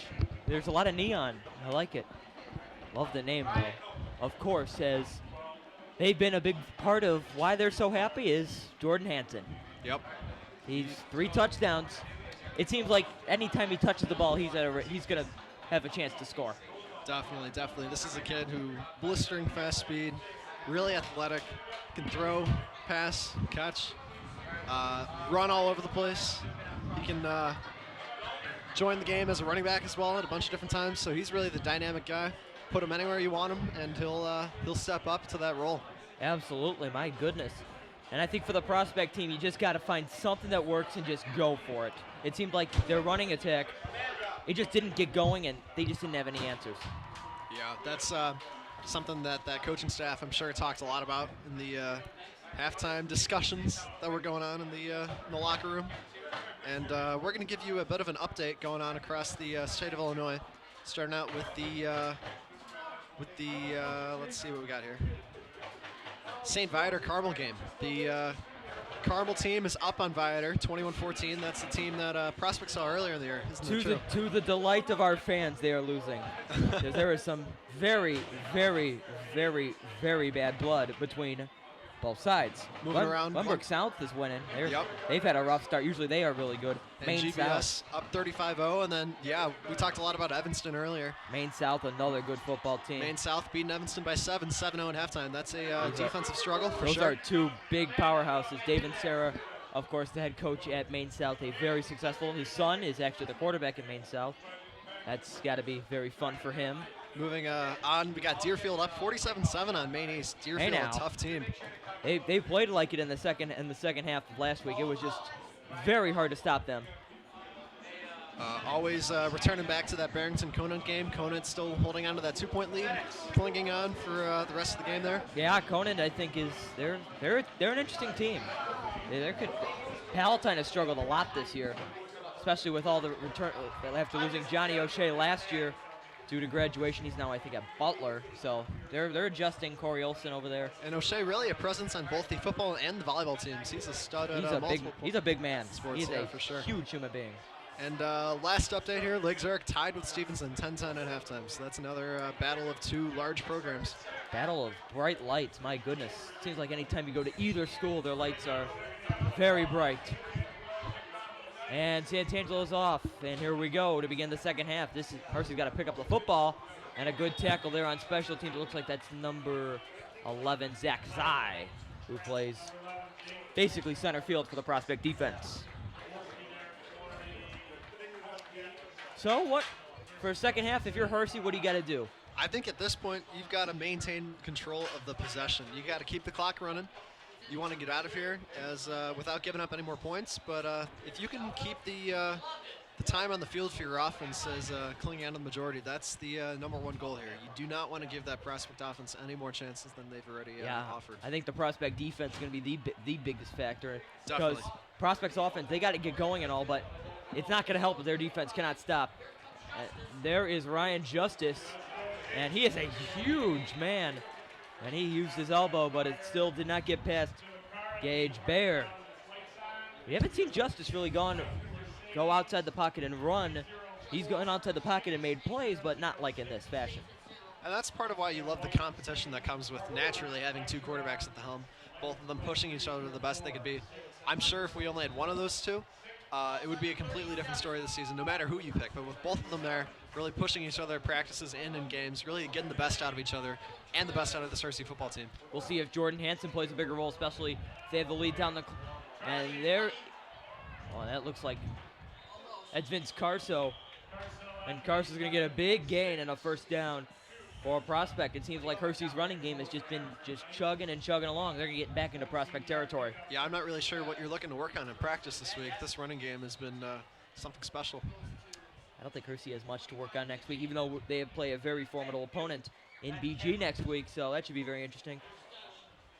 They have 2 straight home games, Buffalo against the BGs and the EG, Buffalo Grove and Elk Grove. Then they head to Meadows. That should be a prime-time matchup before they close out the season against Wheeling. Michael Best, what a game he had last week against Vernon Hills, that big comeback. And here's Carso. He's just going to keep moving. He's going to break multiple tackles. He is going to be crossing the goal line. Touchdown, Hersey. They are going to put up a 34 against the Knights. And you know what? If you're Coach Perdue, who needs time of possession? Who Yeah. needs that clock? We'll put up points in bunches instead. I mean, really knocking out that notion of just a slow and steady, let's get this game over with Yeah, who mentality. cares? Just They're putting up points on the we're board. just putting it down Prospect's throat, and I think that's something that this is going to be a big focus, especially this week. But also tomorrow they come in early. I'm sure they're going to be talking about this tomorrow morning. Not a great start here for the second half, and here is McCall, and it's wobbly, but it's very good. So I think this is a dream start for Hersey to start this second half. Got to love it. Got to love it. They're on their way to another impressive performance here at the closing of this game, moving to a 5-0 record. And again, the game isn't over yet. Hey, take We will it's all say right. it over and over again throughout the rest of this broadcast until the clock hits 0. Yeah, we also had a bet that Rolling Meadows would put a 50 burger on Niles North last week. That did happen, and I thought they'd score 30, but who knows. But we'll see how many Hersey scores. It seems like they don't really care how much time is on the clock. They keep scoring points, and Prospect's defense is not going to allow them to stop it. They're just going to keep doing what they do, and I do not blame them. This Hersey offense put up 61 against Vernon Hills at Vernon Hills in that final road game of their 3-game stretch to start the year. Always a And that was on short rest, too. Yep, with that game on Saturday the previous week. But always a force to be reckoned with, this Hersey offense. And I think for Prospect, these next 3 games could define what their season's going to be like, as we see Prospect in yardage comparison. For Hersey, it's 212. Prospect 166. Even though it seems like those yardage numbers are pretty close between each other, this is a far different game so far, and of course in the favor of the people with 34, that being the men in the white and orange. McCall is going to kick it off, and the wind is really going to help this. This turned from a wobbly kick into like a almost dead spiral, and that looks like number 22, Noah Marks. And he's going to get to about the 26-yard line. So that is where Prospect is going to start their first drive here on 1st and 10 in the second half. Well, we've been talking about Jordan Hansen, maybe a candidate for the Outback Player of the Game later tonight. How about six carries? 6 carries, 91 yards, 2 touchdown runs. That's pretty good. And Vince Carso, who just scored the last touchdown, 4 carries, 71 yards, 1 touchdown. So I think if you're Vince Carso, I think you'll take the 15-plus yard average you're getting on the ground. Definitely. That's an impressive average right there. If you're a coach, you'll take 15 yards in every play, whenever you can take it. You'll take 7 yards every play. 15, that's just a bonus. Jimmy's looking around, and he is going to be brought down.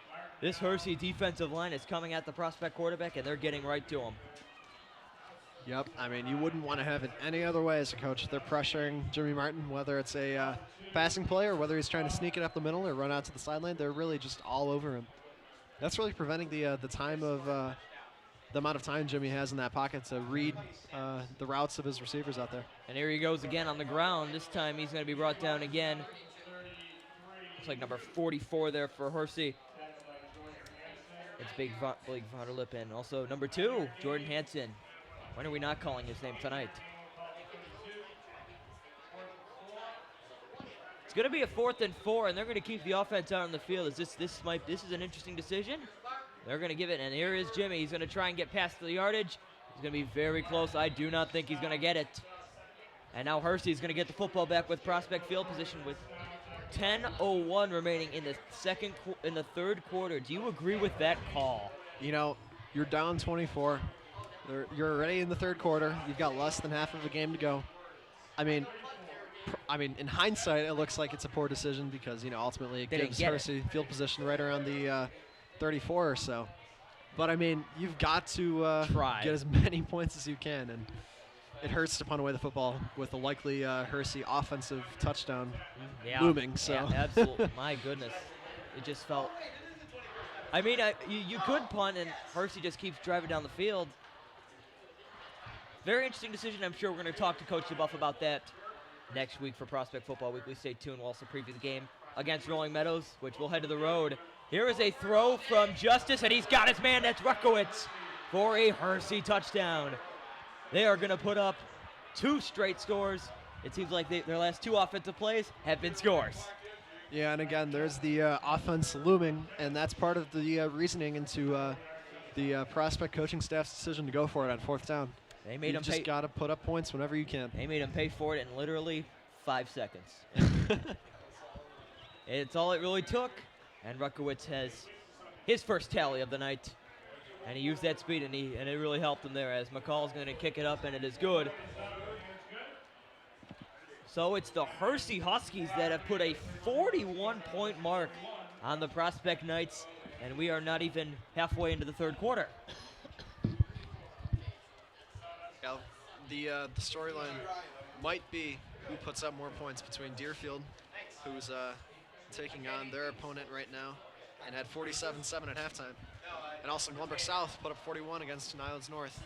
Battle of 3 offenses across the state right now. There you go. We'll see who pulls it out. And just think, Deerfield now up 54-7 against Maine East in the fourth quarter. Deerfield scored, I think it was 13 points last week, and they've already tripled that. Something else, man. High school football. It's seems like one week they're going somewhere, and as we see Adam Ryerson, he's on crutches, not likely going to return to this one. Good to see him at least moving, still trying to be that vocal leader that he needs to be on the field. You got to love it. Guys supporting their teammates still going out on the sideline, jumping up and down, although that might be a little tough to do. I remember Adam, it was against Niles. Oh, he is jumping as we're speaking. Oh, that's something else. Please be safe on the roads tonight, Yep. Mr. Ryerson. And against Niles North, I was talking to him a little bit on the field. The game was over, and my car had a flat tire, so it was a very interesting night. And so and he's like, "Aren't you loving this game?" I said, "How are you not tired?" it was 40. They scored a lot in that fourth quarter, especially the last couple of minutes, and it just become like, how are you still alive? And it's like, we just got to keep energy up, and it's like, okay. He's a man with a big tank. As there is a return, it's going to get to the near 30-yard line. He's got a big tank of energy, and even with him being injured, it's still going to give him that opportunity to be a vocal leader on the sideline when he can. Energy. That's going to be what ends up deciding this game from this point on. You can't give up if you're the Prospect Knights. You also can't stop holding the can't throw in the large towel margin. yet. Yep. As Martin is going to throw it. This is Noah Marks. He's going to break a couple tackles, but he's going to be swarmed by a pack of Huskies. And a gain of about 5. It'll bring her up a second down and 5. We're talking a lot about Adam Ryerson and Noah Marks, two sophomores, or Adam's a junior. Yes, he Noah is. Marks is a sophomore. He's still jumping. But these are two young guys who we might see next year taking big steps, big leaps. They'll play at Turning this Hersey next year. Turning this prospect football program. And speaking up. of Marks, there he goes. He's turning on the Jets, and he's going to go way back. And Hersey is going to, I think he might have been out of bounds.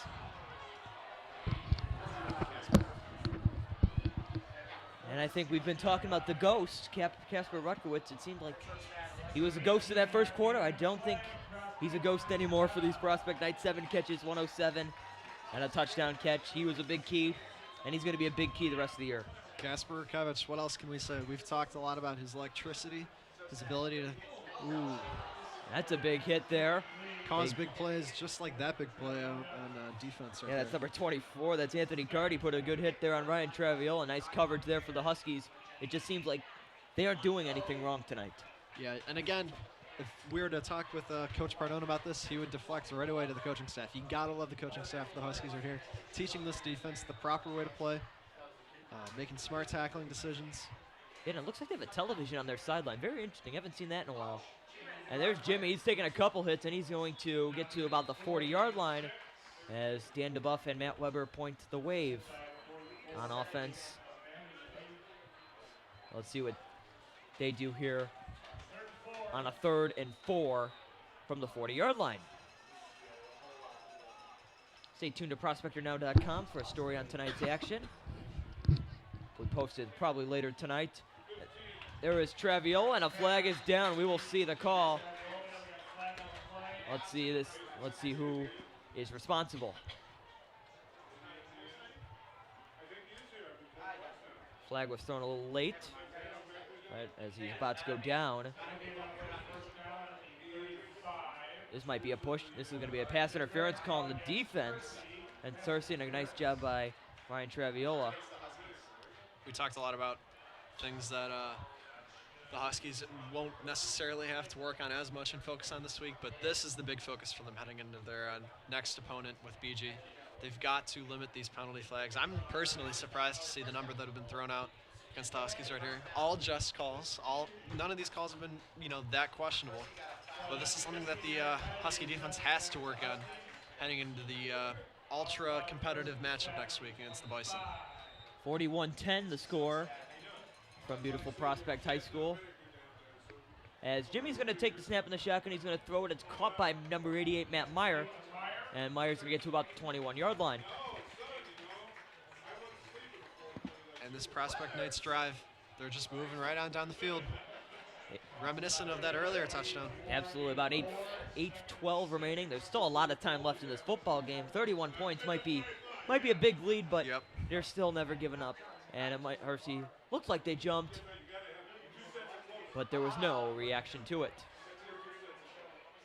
I think you talk about Noah Marks, but also as well you have Luke Zardzin who's carried the load, and there's Jimmy, and he trips. He almost lost the football, and he was down by contact at about the 17-yard line.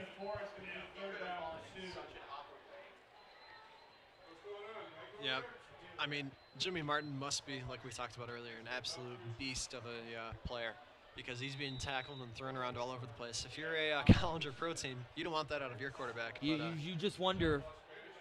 And there is a carry from, it looks like Luke Zardzin. We'll get a couple more. Let's see if they're going to give a first down. I think they are. They will. And now Prospect is going to enter a situation where it's a must score here. Yep, definitely. You can't take any too far extreme risks here, but you've got to be aggressive. They're going to keep running on the ground. There is Zardzin. Zardzin is going to clear the play. He crosses the goal line. Touchdown, Prospect. They're going to make it a little more interesting. Now they're going to have a chance to make it 41-17. Maybe something to get excited about. Whenever you hear the cowbells really ringing out there by the Prospect fans, the parents out there, that's always a good sign for your program. But really credit to the blockers right there, really creating the holes and the gaps needed for that touchdown run. And both from the O-line and from the receivers out to the left. Yeah, Jimmy's trying to get the crowd excited, having a little jump with Wes Newman. Always does that after they score. Luke Zardzin, a big part of the Knights' sophomore future plans at running back. Traviol, the holder for Tony Santangelo's extra point attempt. And his kick is good. It looked like Kasper Berkevich was just about to get there. It seems like he can just get anywhere, at any position in offense, defense, or special teams. He's a ghost, man. He can just Literally go through anyone. It's a good nickname for him. He just has an incredible motor on him.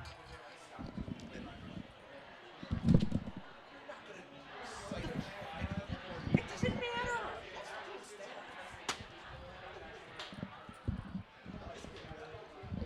And the Hersey Orange Crush fan section, still electric. Their attendance has not dropped at all throughout this game. I don't think anybody's moving. Yeah, I don't think anybody's moved from there. As we're going to go down to Ryan Barrich, our sideline analyst. Ryan. All right, we're here with 7 minutes left in the third. We just had this huge run where Luke Zarden finished it off with a big rushing touchdown, and Anthony Santangelo hit the field goal. We're now sitting at 17 Knights to 41 Huskies. This is going to be a big comeback. I'm hoping we can pull it off. Thanks, guys. Hope we can fend off Ryan Justice. Our defense is great. Adam Mecki is stopping them at the line of scrimmage. Thank you all. Back to you, Amanda.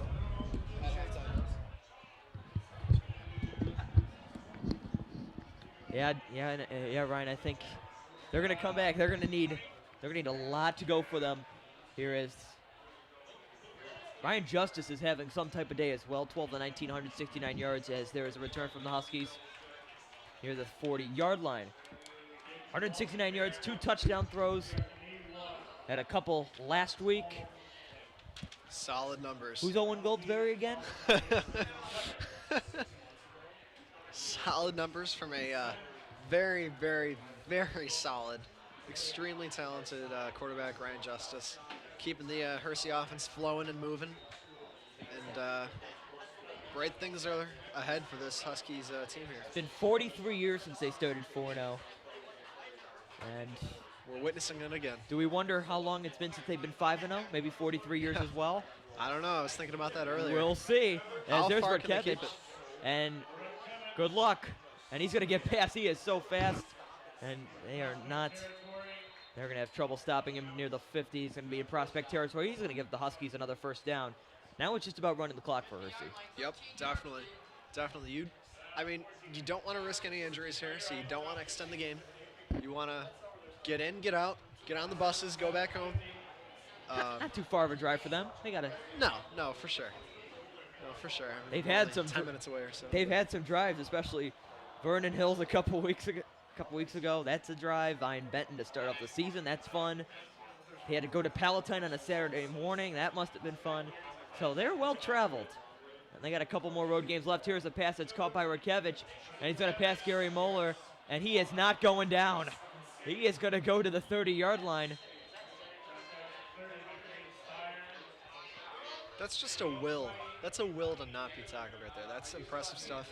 Casper, his mental strength to, on top of his physical strength, which is clearly evident there, but just to not go down. Really fighting for every yard. That's the type of player right there that gets your teammates behind you and shows why he's one of the senior leaders on this team. How does he just? Doesn't he need a drink of water eventually? Does he ever come off the field? Doesn't he need to take a sub package up? And it doesn't look like Joe Pardun is listening to me upstairs. He is. Looks like next to looks like that's Ryan Justice. And he's going to go in the shotgun. That's actually Jordan Hansen, and that throw is going to be incomplete. So a switch of quarterbacks there, as it was Hansen waiting for that play. So much for running out the clock. It is only the third quarter still. That's true. That's true. Third quarter, 41-17, 6:01 left. You just, I guess, just keep doing what you're doing. I think it's worked for them so far here tonight. Yep, definitely. Maybe it's the prospect lack of scoring in that first quarter that might come back and haunt them here tonight. There's Tommy Quirk. He does not get ready. There's a flag, late flag. Let's see if this is going to be a penalty on prospect. This might be a face mask. And this will Looks be. like it might be on 51. Yep. Maybe number 5. 51. It's Rob Lumia. Maybe 5. It could be on Jack Kasmer as well. Let's see the call here. Actually, that's Liam Mikes. We'll see if they're going to call face mask here. And here is the explanation. It is going to be a face mask. Yeah, I did see a bit of a violent jerk to the head of one of those. I think the Hersey coaching staff made the correct prediction, as the Orange Crush is putting their arms up like they just do not care. They've had a lot of reasons to put the arms up, as you know, and Ryan Justice has had a day. Jordan Hansen has had a day, multiple touchdowns for each of them. Vince Carso's had a day. It's just been a lot of Hersey, and there is a good tackle by Adam Mecki on Ryan Justice. Actually, it looks like it is Justice. It's a loss of 6. Let's hope he's okay there. That was a big hit. That was a violent hit. A lot of emotions coming out of that play. I think prospects just want to just get stuff going for next week. Rolling Meadows, they're going to be probably the toughest opponent. That they're probably there, and there is a keeper from Justice, and he's going to get about halfway there. I think Rolling Meadows is a team that's a very complete They got a great offensive line led by Nate Pedraza. Yep. That should be a lot of fun. Tim Sislak, Jace O'Hara. They're a good football team. Art Kleniak in his second year as a quarterback. Seems like, just like Joe Pardun, it seems like Matt Mishler has a machine going at Rolling Meadows. Everything is just coming together over there. You talked about Nate Pedraza already. What an absolute man. And just think about it. He's got a year left. Yeah. I mean, all the offers from all the D1 programs have got to be rolling in. If not, start finding his address. And there is a good throw. It's a back shoulder throw from Justice, and the official's going to throw the flag late. There it is. Looked like he had trouble finding the yellow flag, and he eventually got it out. Looked like he was tackled well before he had the chance to make the play. And that would have been a tough play to make anyway, but It's a tough throw, but look, can't really do that. they will take advantage of that that defensive play right there. Yes, they will, and that's going to bring them. It's going to bring them all the way back, and they could put up. They could put up a 50 burger before the night is over.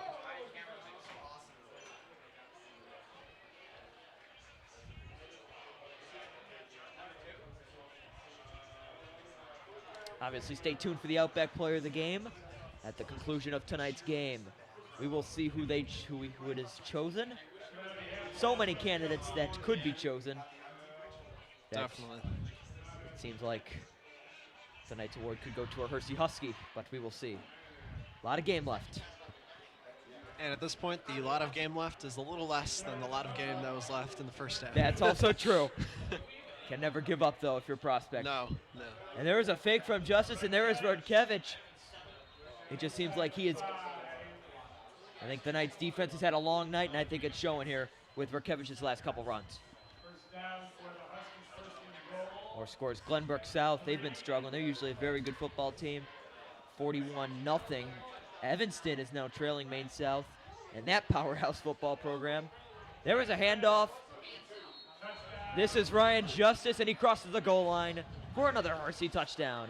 That is, I think it seems like it's his 4th touchdown of the night. Just all over the scoreboard, all over the box score. This is one of those games that the Hersey offense, led by Ryan Justice and Jordan Hansen, will remember for a long time. That was Jordan Hansen, my goodness. That's his 4th touchdown, I think. Jordan Hansen, excuse me. Hansen, he's had a night, and I think, again, he's got another year left. Just think about that for this Hersey football program. Kick is going to be good. Yep, touchdowns in bunches. That's got to be the phrase from today.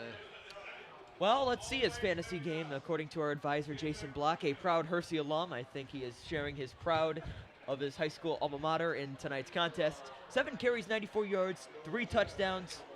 Let's see. 9.4. Adds 18. Yep. It's a 27.4 game, I think. Just think PPR, too, with all the receptions and yardage he's got on that. He's also thrown the football tonight. Yep. He's over 30 points. But I don't think the Orange Crush can hear the underground. It is 48-17, a 31-point lead for the Hersey Huskies with 4:39 remaining in the 3rd quarter. Next week, it does not get easier for both teams, as Hersey will come back home to Roland Goins Stadium and take on. Hopefully take down. Hopefully take down. We'll take on the Buffalo Grove Bison. Prospect will head to Rolling Meadows next week. And you're listening and watching this broadcast thinking that the 31-point lead is more than enough.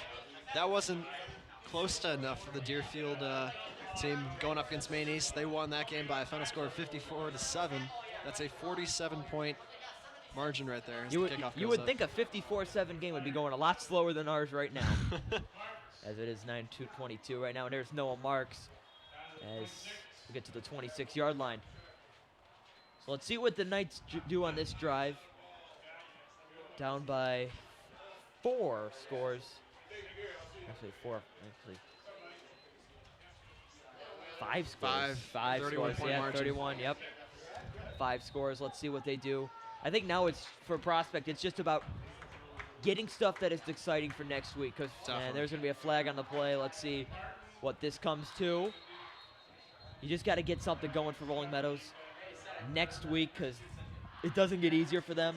Nope. The Rolling Meadows, a team that made the playoffs last year, lost to these very Huskies. That is true. That was a very, very fun game. Should be a fun game between them. And if you're both Hersey and Rolling Meadows, you're hoping that you don't match up against each other in the first round of playoffs again this year. I don't think that. Well, if Hersey continues to have the success, I don't think you'll see them, because Rolling Meadows could be a 9-0 football team. They could also be an 8-1 football team. I don't think these two would see each other in the playoffs, but who knows at this point? You never know. Yep. And there's Jimmy. He is going to be, and he's going to throw it away into the sideline. And he got out of the passing lane. And it's going to be third down play for Prospect.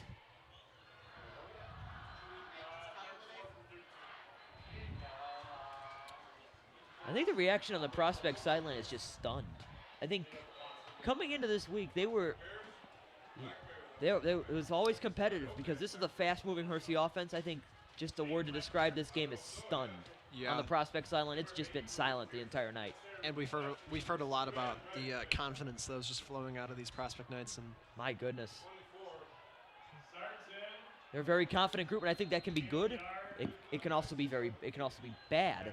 But I think too much confidence, it doesn't help. It doesn't hurt, but it doesn't really it's not the defining help reason. But I just think it's stunned. It's just stunning to see. This is a team that people thought were going to beat them. This matchup against the Huskies, you want these tests early in the season, setting them up for a future playoff aspirations, as we've talked about earlier. And that pass is going to be caught by Brian Doherty. He is not going to get the first down. And so Hersey is going to get the football once again in Prospect territory. It's a loss of a yard. And if you punt this ball, you're punting the game too, right? I mean, you got it. If you're waving the white flag. Yeah.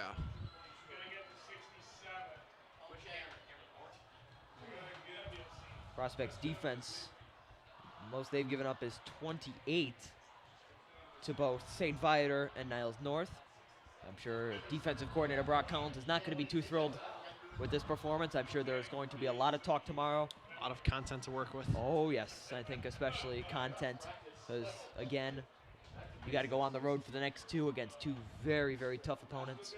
Even with Tom Trebout, Buffalo Grove is still a legitimate team. Yep. Especially with their defense led by Jacob Schwartz and also Connor Adams has been a quarterback who's been there forever. And there's Quirk. He's going to break night tackle. Good stiff arm there. And he's going to get inside the 10-yard line. They're just going to keep on pushing. Yeah, really a sense of relentlessness coming out of this Husky sideline. Quirk pushing for every last yard, making the most of that carry. First couple carries of the night, it seemed like he wasn't getting anywhere. Last couple, he's been finding that open space. I think it's a testament to how often the Knights defense has been out there. Something definitely to focus on heading in to a contest against Matt Mischler's crew and their defense, who is a very good unit. There's the handoff to Quirk. He's pushing, and it's going to be very, very close. I think he's going to be down at about the 1 yard line.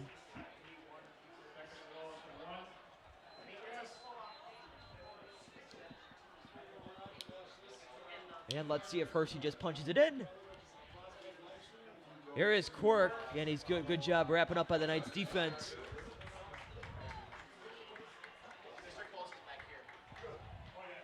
It's going to be a 3rd and 2 for Prospect.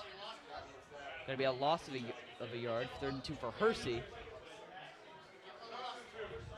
They had a lot of confidence this week. I'll tell you, when I talked to them this week, they were very confident in their abilities. They said they're a good football team. I just don't think they expected this to come. Here is Quirk, and he's going to cross the goal line for another Hersey touchdown. Yeah, really feeding the ball to Tommy on that drive. Really making it clear that their goal as an offense was to give Tommy Quirk that touchdown. And really putting it through on 3rd and goal. And that is a 50 burger as we get a look at the Orange Crush, who is also celebrating a 50 burger as well. Looks like they have more than 50 members in the audience tonight. And we are still not done with the 3rd quarter. Kick from McCall is going to be good. And now it is a 55-17 Hersey lead. And that 55-point mark now beats the Deerfield mark of 54. The new highest scoring offense in the state of Illinois as updated on Max Preps.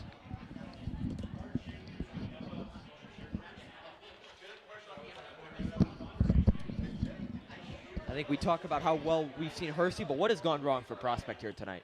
I think number one, we talked a lot about recently, their defense. We've talked a lot about how this is a young group of guys. This is a group that's still learning how to really handle all the ropes that have been handed to them. But think about next year. Think about the future teams that Prospect will be putting out on the field.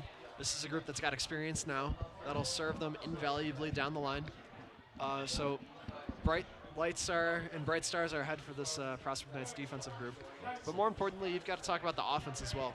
We've got to get the arm of Jimmy Martin going down the stretch. Yeah, I think that's something that they've been, I think, a little too conservative with. They haven't been passing the ball. They've been a lot of running, and not to say that their running game is bad. It's just predictable. They gotta get something going because Hersey's defense is just finding ways to just jam them. And good luck. Definitely. That's got to be. It's gonna be a big focus next week because Rolling Meadows, they're gonna be very, very similar to what Hersey plays. This is gonna be a return from Noah Marks, and he's gonna get out to about the 34-yard line. So that is where Prospect is going to start here in the fourth quarter. The third quarter, actually. Still 2:15 left. We still got 14 more minutes left. Still left in this game. Isn't that something? Has Hersey punted in this game? I think a couple times. I think they've had a couple poochers. At least once. That pass is wide, intended for Meyer. Matt Meyer. That throws. Actually, that's Traviola. It looks like. Nope, Meyer. Actually, at least twice. I can think of at least twice. Yeah, I think so. It doesn't feel like they've punted twice. It's not like they've just been in the end zone. Another handoff there. There's Zardzin, another sophomore. There he goes, and he's going to be wrapped up. I think this is going to be the key for to define what team Prospect is going to be this year, the passing. Tonight, I think it was a little too conservative for the Prospect Knights in terms of this is a Hersey team that is just good. They are lighting it up, and you want to see more aggression. I think we're definitely going to see that next week against Rolling Meadows as Jimmy's throw. And it looks like it's going to be underthrown, but it's going to be caught. Except it will not be caught. Intended for Nick Mariani. You've got to wonder. I mean, they're airing it out on that play, but that's really the first time. That's the first real time they've gone more than 30 yards. And you've got to wonder if one of the big reasons why is that elite Hersey secondary. And Jimmy They're Martin's, playmakers out there. And Jimmy is not thrilled that he's going to be sent off the field. And you think Prospect is now waving the white flag? I think they've waved it on their previous punt. I think at this point you've got to worry about next week. You've got to get something going. Practicing. Yep. We'll see what should be a very interesting post-game interview that I'll have with head coach Dan DeBuff. I'm sure that he's going to have not much really to say. That is a very good punt from Michael Shappes, and it rolls out of bounds. The wind coming from his back really helped him there. Definitely. And now you're giving Hersey some poor field position. You've got to drive the length of the field to get another touchdown in if they're going to get there. But very impressive punt. That's got to be one of the longest or one of the best punts in the state of Illinois probably today, getting inside the 5. Yeah, but there's also varying weather conditions. Also, you just never. There probably is. Leave that part out. Leave that part out. Illinois is a big state. Illinois is a big state. There's a lot of people. That is a big punt, though. That's at least a 40-yard punt. They're going to start at the 10-yard line. This might be the worst field position Hersey's had all night. It seems like every time they get the ball, they're at the 40-yard line. Now it's starting to look like it's actually inside the 10, not inside the 5. But still, impressive punt. Close enough. As long as you can get it into the corners away from the returners, that's the goal. Inside the 10-yard line. And they're going to just try and get to the buses as they're going to start running out the clock, it seems like, with 1:21 remaining in the third quarter. It is a 55-17 Hersey lead. It has been all Huskies tonight.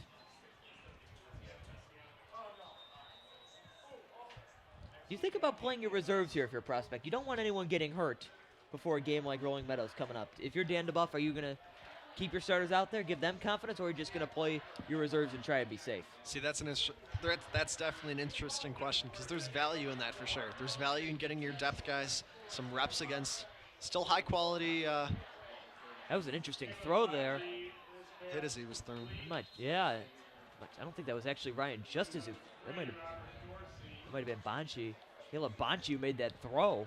Bonchi's a guy Coach Pardone is very excited about for next year. He's a guy who they still have to figure out. Jordan Hansen, he is a playmaker. But they've got to figure out that quarterback spot because Jordan Hansen can play any position on the field.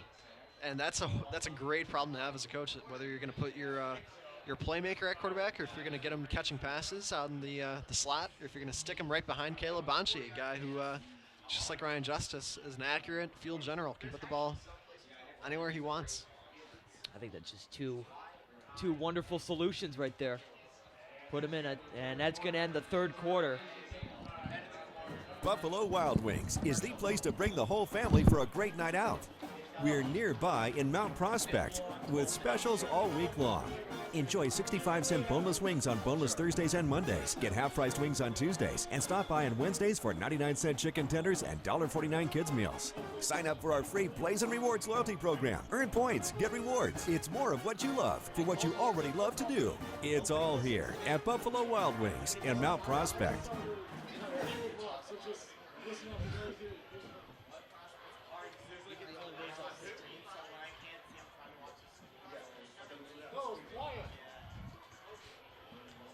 Yes.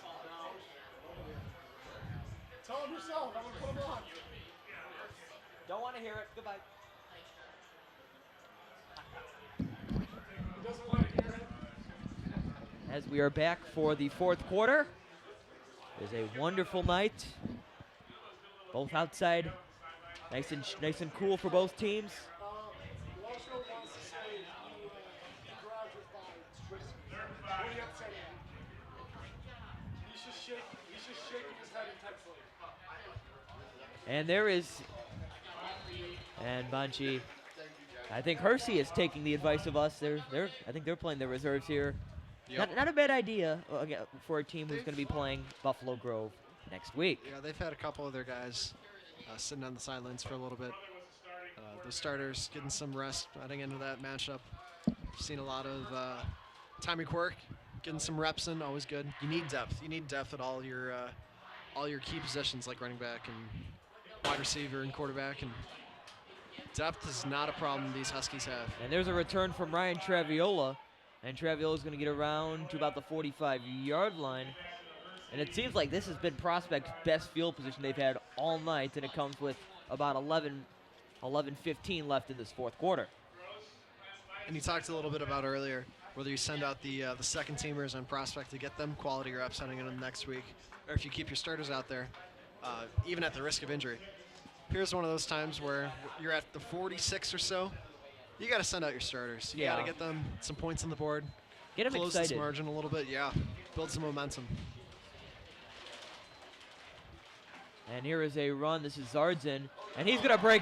He finds that wide open hole, and he's going to be tackled. Zardzin, a name we've been hearing all night tonight. He's their guy. He's their guy. Definitely not. Definitely still on the field, not being pulled out. He would not. Talking to him before, it's like, good luck getting him off the field. Yep. He is not going to be moving.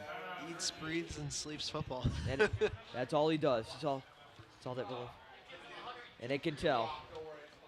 As Hersey's going to take a timeout. A very interesting decision here from head coach Joe Pardon. Yeah, you've got to wonder if that long run. Maybe they need a drink. Seems like they should need a drink by now. I think it's also good for Kasper Rutkowitz, who we've been telling needs a drink.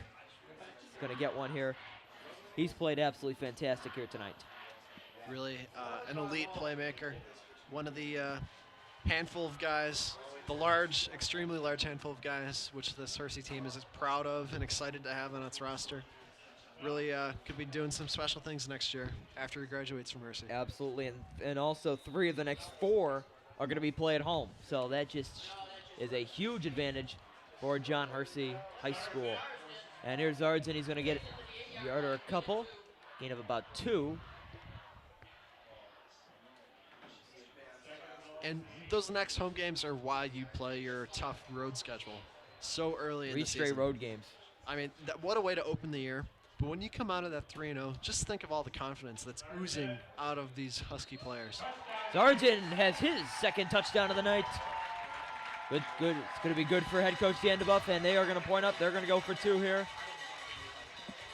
As Prospect is going to try and get to 20 to make it a 30-point game. 55-23 currently. They'll try to make it 55-25. Looks like some of the Orange Crush members are taking their neon to the parking lot, as they've had a lot to celebrate. And Martin is going to be wrapped up, and it's going to stay a 55-23 game in favor of Hersey. And if you're Hersey, you got to love that stop. I mean, sure, at this point in the game, Prospect has got to go for it. But building confidence after that long run by Prospect and that running back, who we keep just saying his name all night tonight, one of the key leaders for this Prospect Knights team. But great for this defense to stop him on the 2-point conversion and cut their losses. If Hersey likely is going to win this football game, they're putting a pretty good case of a state playoff trip, and I think they are going to have no problems. I think after this one, I think they're going to get in. I think we're going to see them in the playoffs. Prospect, we're still going to hope to get to that number 5. And, we never want to get too far ahead of ourselves here, but definitely a team to watch down the stretch, these Hersey Huskies. Keep an eye out for that Hersey Rolling Meadows game coming up October 12th. That's going to be fun. That's at Rolling Meadows. That's an environment that is just, it's wonderful. It's a wonderful Teeming place. with excitement. But it's just terrible because if you're a player, you can't hear a thing. Zarsden's got 12 carries, 94 yards. That's his career high. 2 touchdowns for number 24 in blue. And this kick is going to be out of bounds from Tony Santangelo. And Hersey is going to get more good field position. Seems like we've been saying that every time they get the football tonight. That is true. That is true. And they've, for the most part, capitalized on nearly every opportunity. So we'll see what happens here in this next drive. This Husky offense, high-powered, high-flying. No matter who you throw out on the field, honestly. Their combination of 11 seems to work nearly every time. It seems their combination of whatever seems to work every time. It has been very big for Hersey tonight. After tonight's game against Prospect, Hersey is going to host Buffalo Grove, then host Elk Grove. Then they head to Rolling Meadows and they close the season against the Wheeling Wildcats. So this is a very interesting because you have a much improved Elk Grove team. They still haven't won a game in a long time, but Miles Osei is taking that program from and is rebuilding. He's trying to rebuild. He's building the E, as his slogan is. Former Prospect star quarterback back in the day, and also graduated the University of Illinois. That's where they went to summer camp this year. We'll be looking forward to talking to him on October 19th. Hersey will see him on the 5th day of October.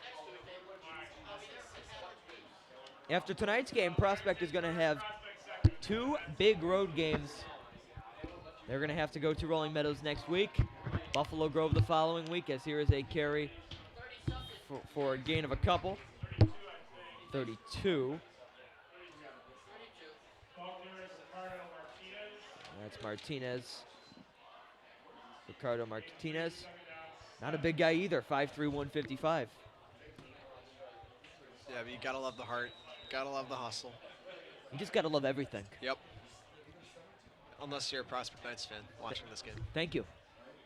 You gotta cover it. You gotta be with them for the wins and the losses, and I think there's gonna be an offside called against Prospect. There you go.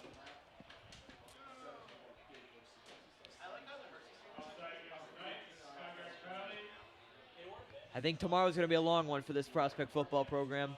Hersey's going to be a little easier because they're coming off a win, but Prospect, this is just, I'm going to wonder how they transition to next week, because this is probably the first big loss of Dan DeBuff's coaching career at Prospect High School. So I want to see how they react to this and play against Rolling Meadows. And here is a good play. And Martinez is going to lose a couple.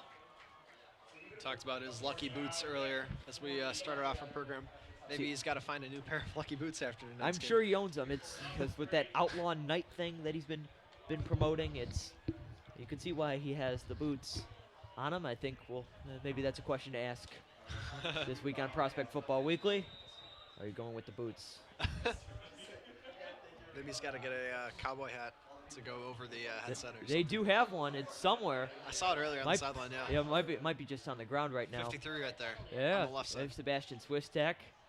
Seems like he's always wearing one, no matter And it's great to see him. He's off of crutches. And I think there's a false start on Hersey. As looks like the line judge is letting him know. So letting him know what he did wrong. It's great to see Sebastian Swistek off of crutches. Hopefully he comes back next year at a torn ACL. Big part of the offensive line last year. But yeah, for Prospect, 2 road games, 2 home games to end the year. Rolling Meadows, Buffalo Grove, as there's Martinez. And Hersey's going to bring out the punting unit. Then Wheeling comes into town. Used to be the Brent Perlman Bowl. No longer, as Brent Perlman is now an assistant at William Fremd High School. then you play for a trophy week, the final week of the year against Elk Grove. Forget the name of it, but I'm sure it will come up in another broadcast. And as this Hersey team punts the ball away, I'm reminded of the North Texas-Arkansas game this weekend. There you go. I don't know if you saw it, but the Mean Green pulled off a fast one, preparing all week for a punt return where the returner failed to signal for a fair punt and then took it back anyway. And the Arkansas team was stunned. They thought there was a fair catch. Didn't happen. He waited for a couple seconds, then he took off down the sideline. So even though we didn't see a tricks play like the Mean Green pulled off right here, something to keep in your back pocket as a coach. Absolutely. To, maybe train your guys to make sure that if the other team isn't paying attention, just take off down the sideline. It looks like unless Newman was coming off the field. Looks like Gage Bayer, who's playing wide receiver. Don't usually see that very often. And there is Noah Marks, very quick. Which that was Matt Meyer, not Gage Bayer. That end around's starting to become kind of predictable for that Hersey defense. I think that's it. That's a huge reason why Hersey is just owned Prospect here tonight. It's been predictable for Hersey, and they're taking advantage of it. Yeah, and again, it all goes back to that Hersey defensive front pressuring Jimmy Martin, not having time to complete his passes and get all of his reads in. There again, we see another quick screen pass out to the left side. And that's going to gain of about maybe 3. Just not able to get the ball downfield because there just isn't enough time to. Absolutely. Hersey's going to likely, unless there is something absolutely magical happens in the next 7 minutes and 20 seconds, they're likely going to go to 5-0. And what better way to open the conference schedule as Zardzen's going to get maybe about 2.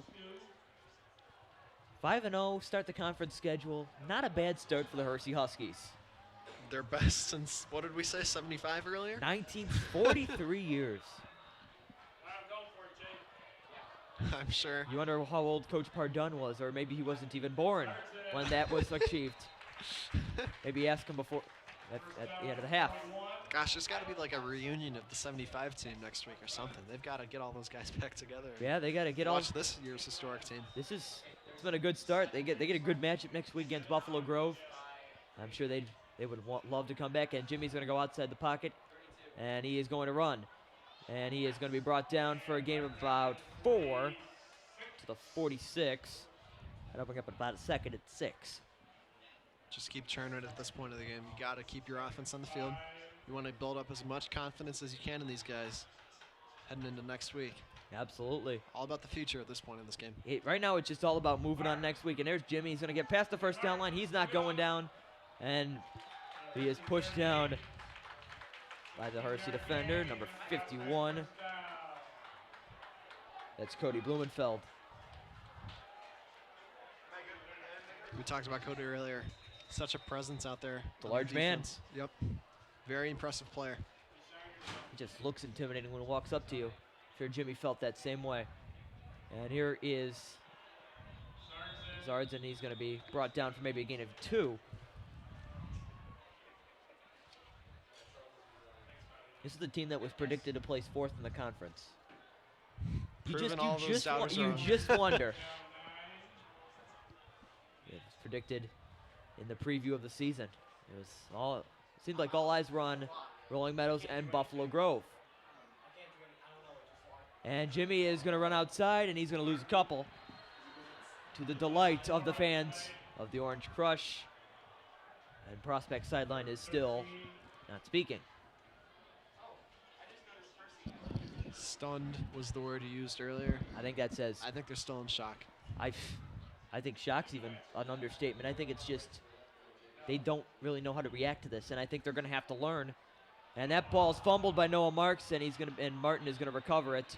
And some extracurriculars on the play with Tyson Splinter, number 85, number 27, Patrick Finnegan. Two big guys, and if you're Hersey, just no point in that. Yeah, distant from the play. Just keep up, just. The referee was right there on top of him. Good job, yeah. Broke it up right away. That was very. That's what you want. There you go. No one got hurt. No penalties thrown. And the punting unit is on once again for Prospect. Michael Schaffus a couple weeks ago against Niles North, and that's going to be a flag. That's going to be. Let's see if this is going to be a running into the kicker or a roughing the kicker penalty. One will be a first down. Another will be a. Let's see what they're going to call it on. I think there's going to be a roughing. It's going to be a roughing the kicker penalty, so Prospect's offense is going to be coming back onto the field. So you can't do that. You can't do that if you're the receiving team. It's fourth down, and yes, there's only 5 minutes or so to go. But you gotta play like you want to play in future games as well. You can't give up the dumb penalties. Can't do that. And this gives the Prospect Knights a fresh start. Another first down. This isn't a repeat of any fourth down. None of that. This is a fresh set of 4 downs, 4 more opportunities to pound the ball down the field, get their offense going again. Yeah, absolutely. And it looks like Michael Schaffus is holding his hip or something. Looks like he's holding something. I'm sure. Hopefully he's all right. I think he's getting asked by assistant coaches Tim Beischer and head coach Dan DeBuff. But it looks like Prospect has now brought out its reserve wide receivers, including Tyson Splinter and Wes Newman, number 85 and 13, respectively. It's a big penalty, and I think, even though it's not going to really do much now, it's still a penalty you just can't have. That's something that they're going to be looking at and talking about all week. I mean, there were not too many storylines in this game other than the penalties that the Huskies are going to have to look at. Just let the punt go. Just let the punt go. Looks like you're going to win tonight's game. Just let the punt go. And yeah, sure, there is something to be said for aggressiveness. Yeah. And going after the ball, and play to win and all that stuff. But at the same time, you can't have stupid plays like that. You can't have any interaction with the punter like that. So yeah. It all goes back to discipline. And I'm sure that the coaches have been harping on it since, they were practicing in August. That's not something that hasn't gone unnoticed. That's problematic. It looks like Michael Schaffus is a little skimpy on his way to the bench. That is a big problem. That could be a big problem. He's been the heart and soul of his defense for a couple of years. Been on the varsity team since his sophomore year. And he is a massive human being when you stand right next to him, and he also jumps like 10 feet, it seems like. Should play volleyball. He should. He really should. Volleyball player myself. But I think he's a track player. He's a big track guy. I'm sure that he excels at that as well. He was like fifth in the state a couple years ago in high jump. Go. He's not. I'd keep him there. Not a bad idea for him. So after the 15-yard Hersey penalty, Prospect's going to keep the ball. It's with Martin, with Sargent in the backfield. And Martin's going to throw it to Noah Marks, number 22. And this Hersey defense is still making plays. My, oh my.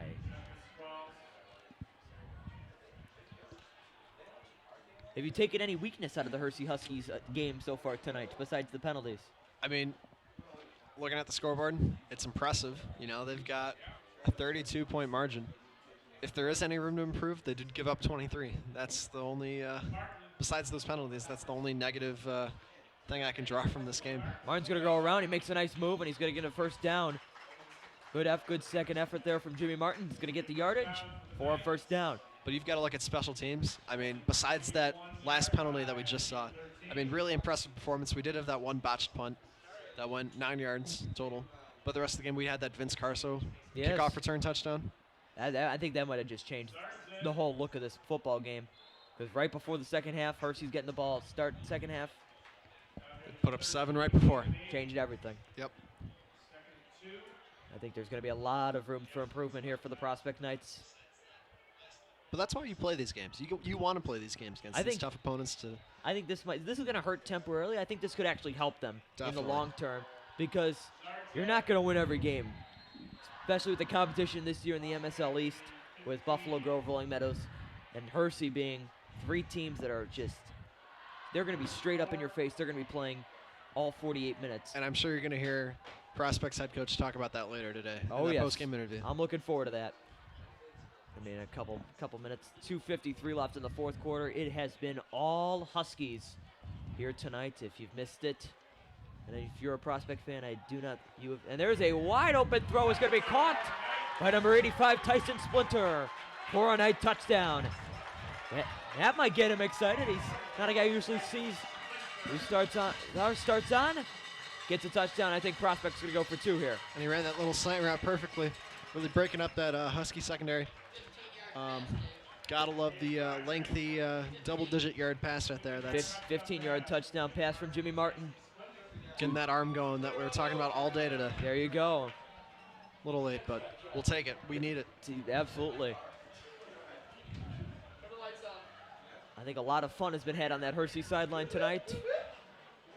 But it's going to be back to business tomorrow as they prepare to head with Buffalo Grove. Here is Zardson, and let's see if he's got it, and he does not.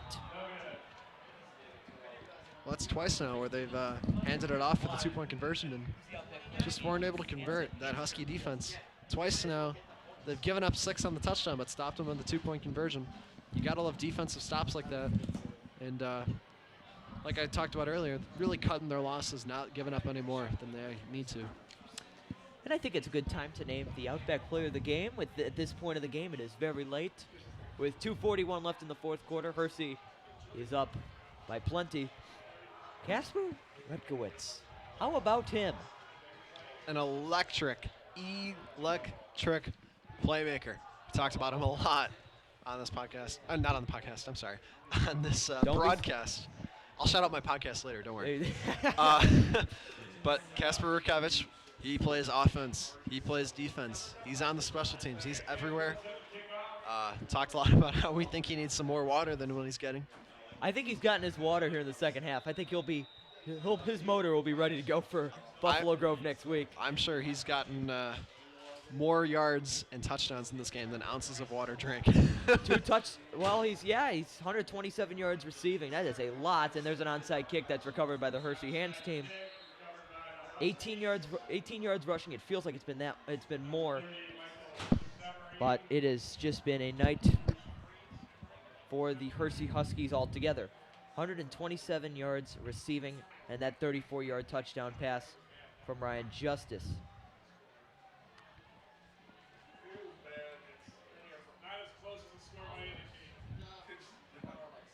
55-29 in the fourth quarter, 2:41 left.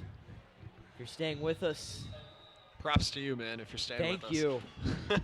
As we thank our sponsors, Buffalo Wild Wings in Mount Prospect, as well as Outback Steakhouse in Mount Prospect. We thank you for sponsoring us this game tonight, as it has been there's been a lot of hungry Huskies here tonight. Here is a deep throw. They're still going down the field, and it's a little overthrown to the defender. A little bit of a missed opportunity there. Yeah. I mean, that Prospect Knights defense doing what they need to do. You know, letting the ball hit the floor, hit the turf. They're not letting the Husky offense gain that what would have been a 10, 20, 30, 40-yard play right there, if not more, if they run it in. Absolutely. But could have caught that interception. I mean, that was like right just out of the reach of his fingertips there. Would have thought we'd be talking about a missed opportunity in a 55-29 Hersey lead. Yeah. With 2:38 left in the quarter, but I think that's the claims in the Prospect press box of running the ball. Hersey is now starting to do that. So I think it's an interesting win for Nick Lusso, a Prospect teacher. I'm sure he'll hear about this victory on Monday. Yeah, I think they've got to get one more first down, and then we'll see the victory formation. I think. Let's see if Dan DeBuffs can use his timeouts. Here he's got one left. I don't think he's going to be using that. Yeah, and with only a little bit left to go, now's definitely an appropriate time to talk about the Howl podcast. That's right. Howl. The Howl is the newest platform for all you Hersey Huskies fans out there watching the stream. I can't. To get It's all just the- for Hersey Huskies. I can't listen to it. Oh, I mean, go for it, man. You can get all the content about the Hersey Huskies football team and all the other sports programs, as well as So what's fa- going on in the halls. So far, I think you're gonna have a lot to talk about. Yes, it's up on Spotify. Check us out. You know, all you got to do is search The Howl, and Howl. it should be the #1 result.